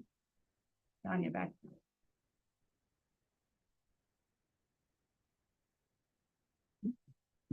Well, I just want to say I got this article from the Middletown Press, October 27th this year. And it's referring to the 2019 CARES Act, which was the Elementary and Secondary School Emergency Relief Fund. Now, these monies are set to expire September 2024. And it says that every town, because it's across the state of Connecticut, every town and city will be impacted as little as 3% fiscal cliff to perhaps as much as 13%. Mr. Har didn't participate in this study. This was done by Alex Putterman. He gathered the info from various schools. And I was curious to know, because the federal funds that we participated in as well, and are no longer going to be accessible for sure yet, we are going to rely on state funding, even with a drop of 50%. But they haven't decided that that is going to be the actual number of 150 million across the state of Connecticut.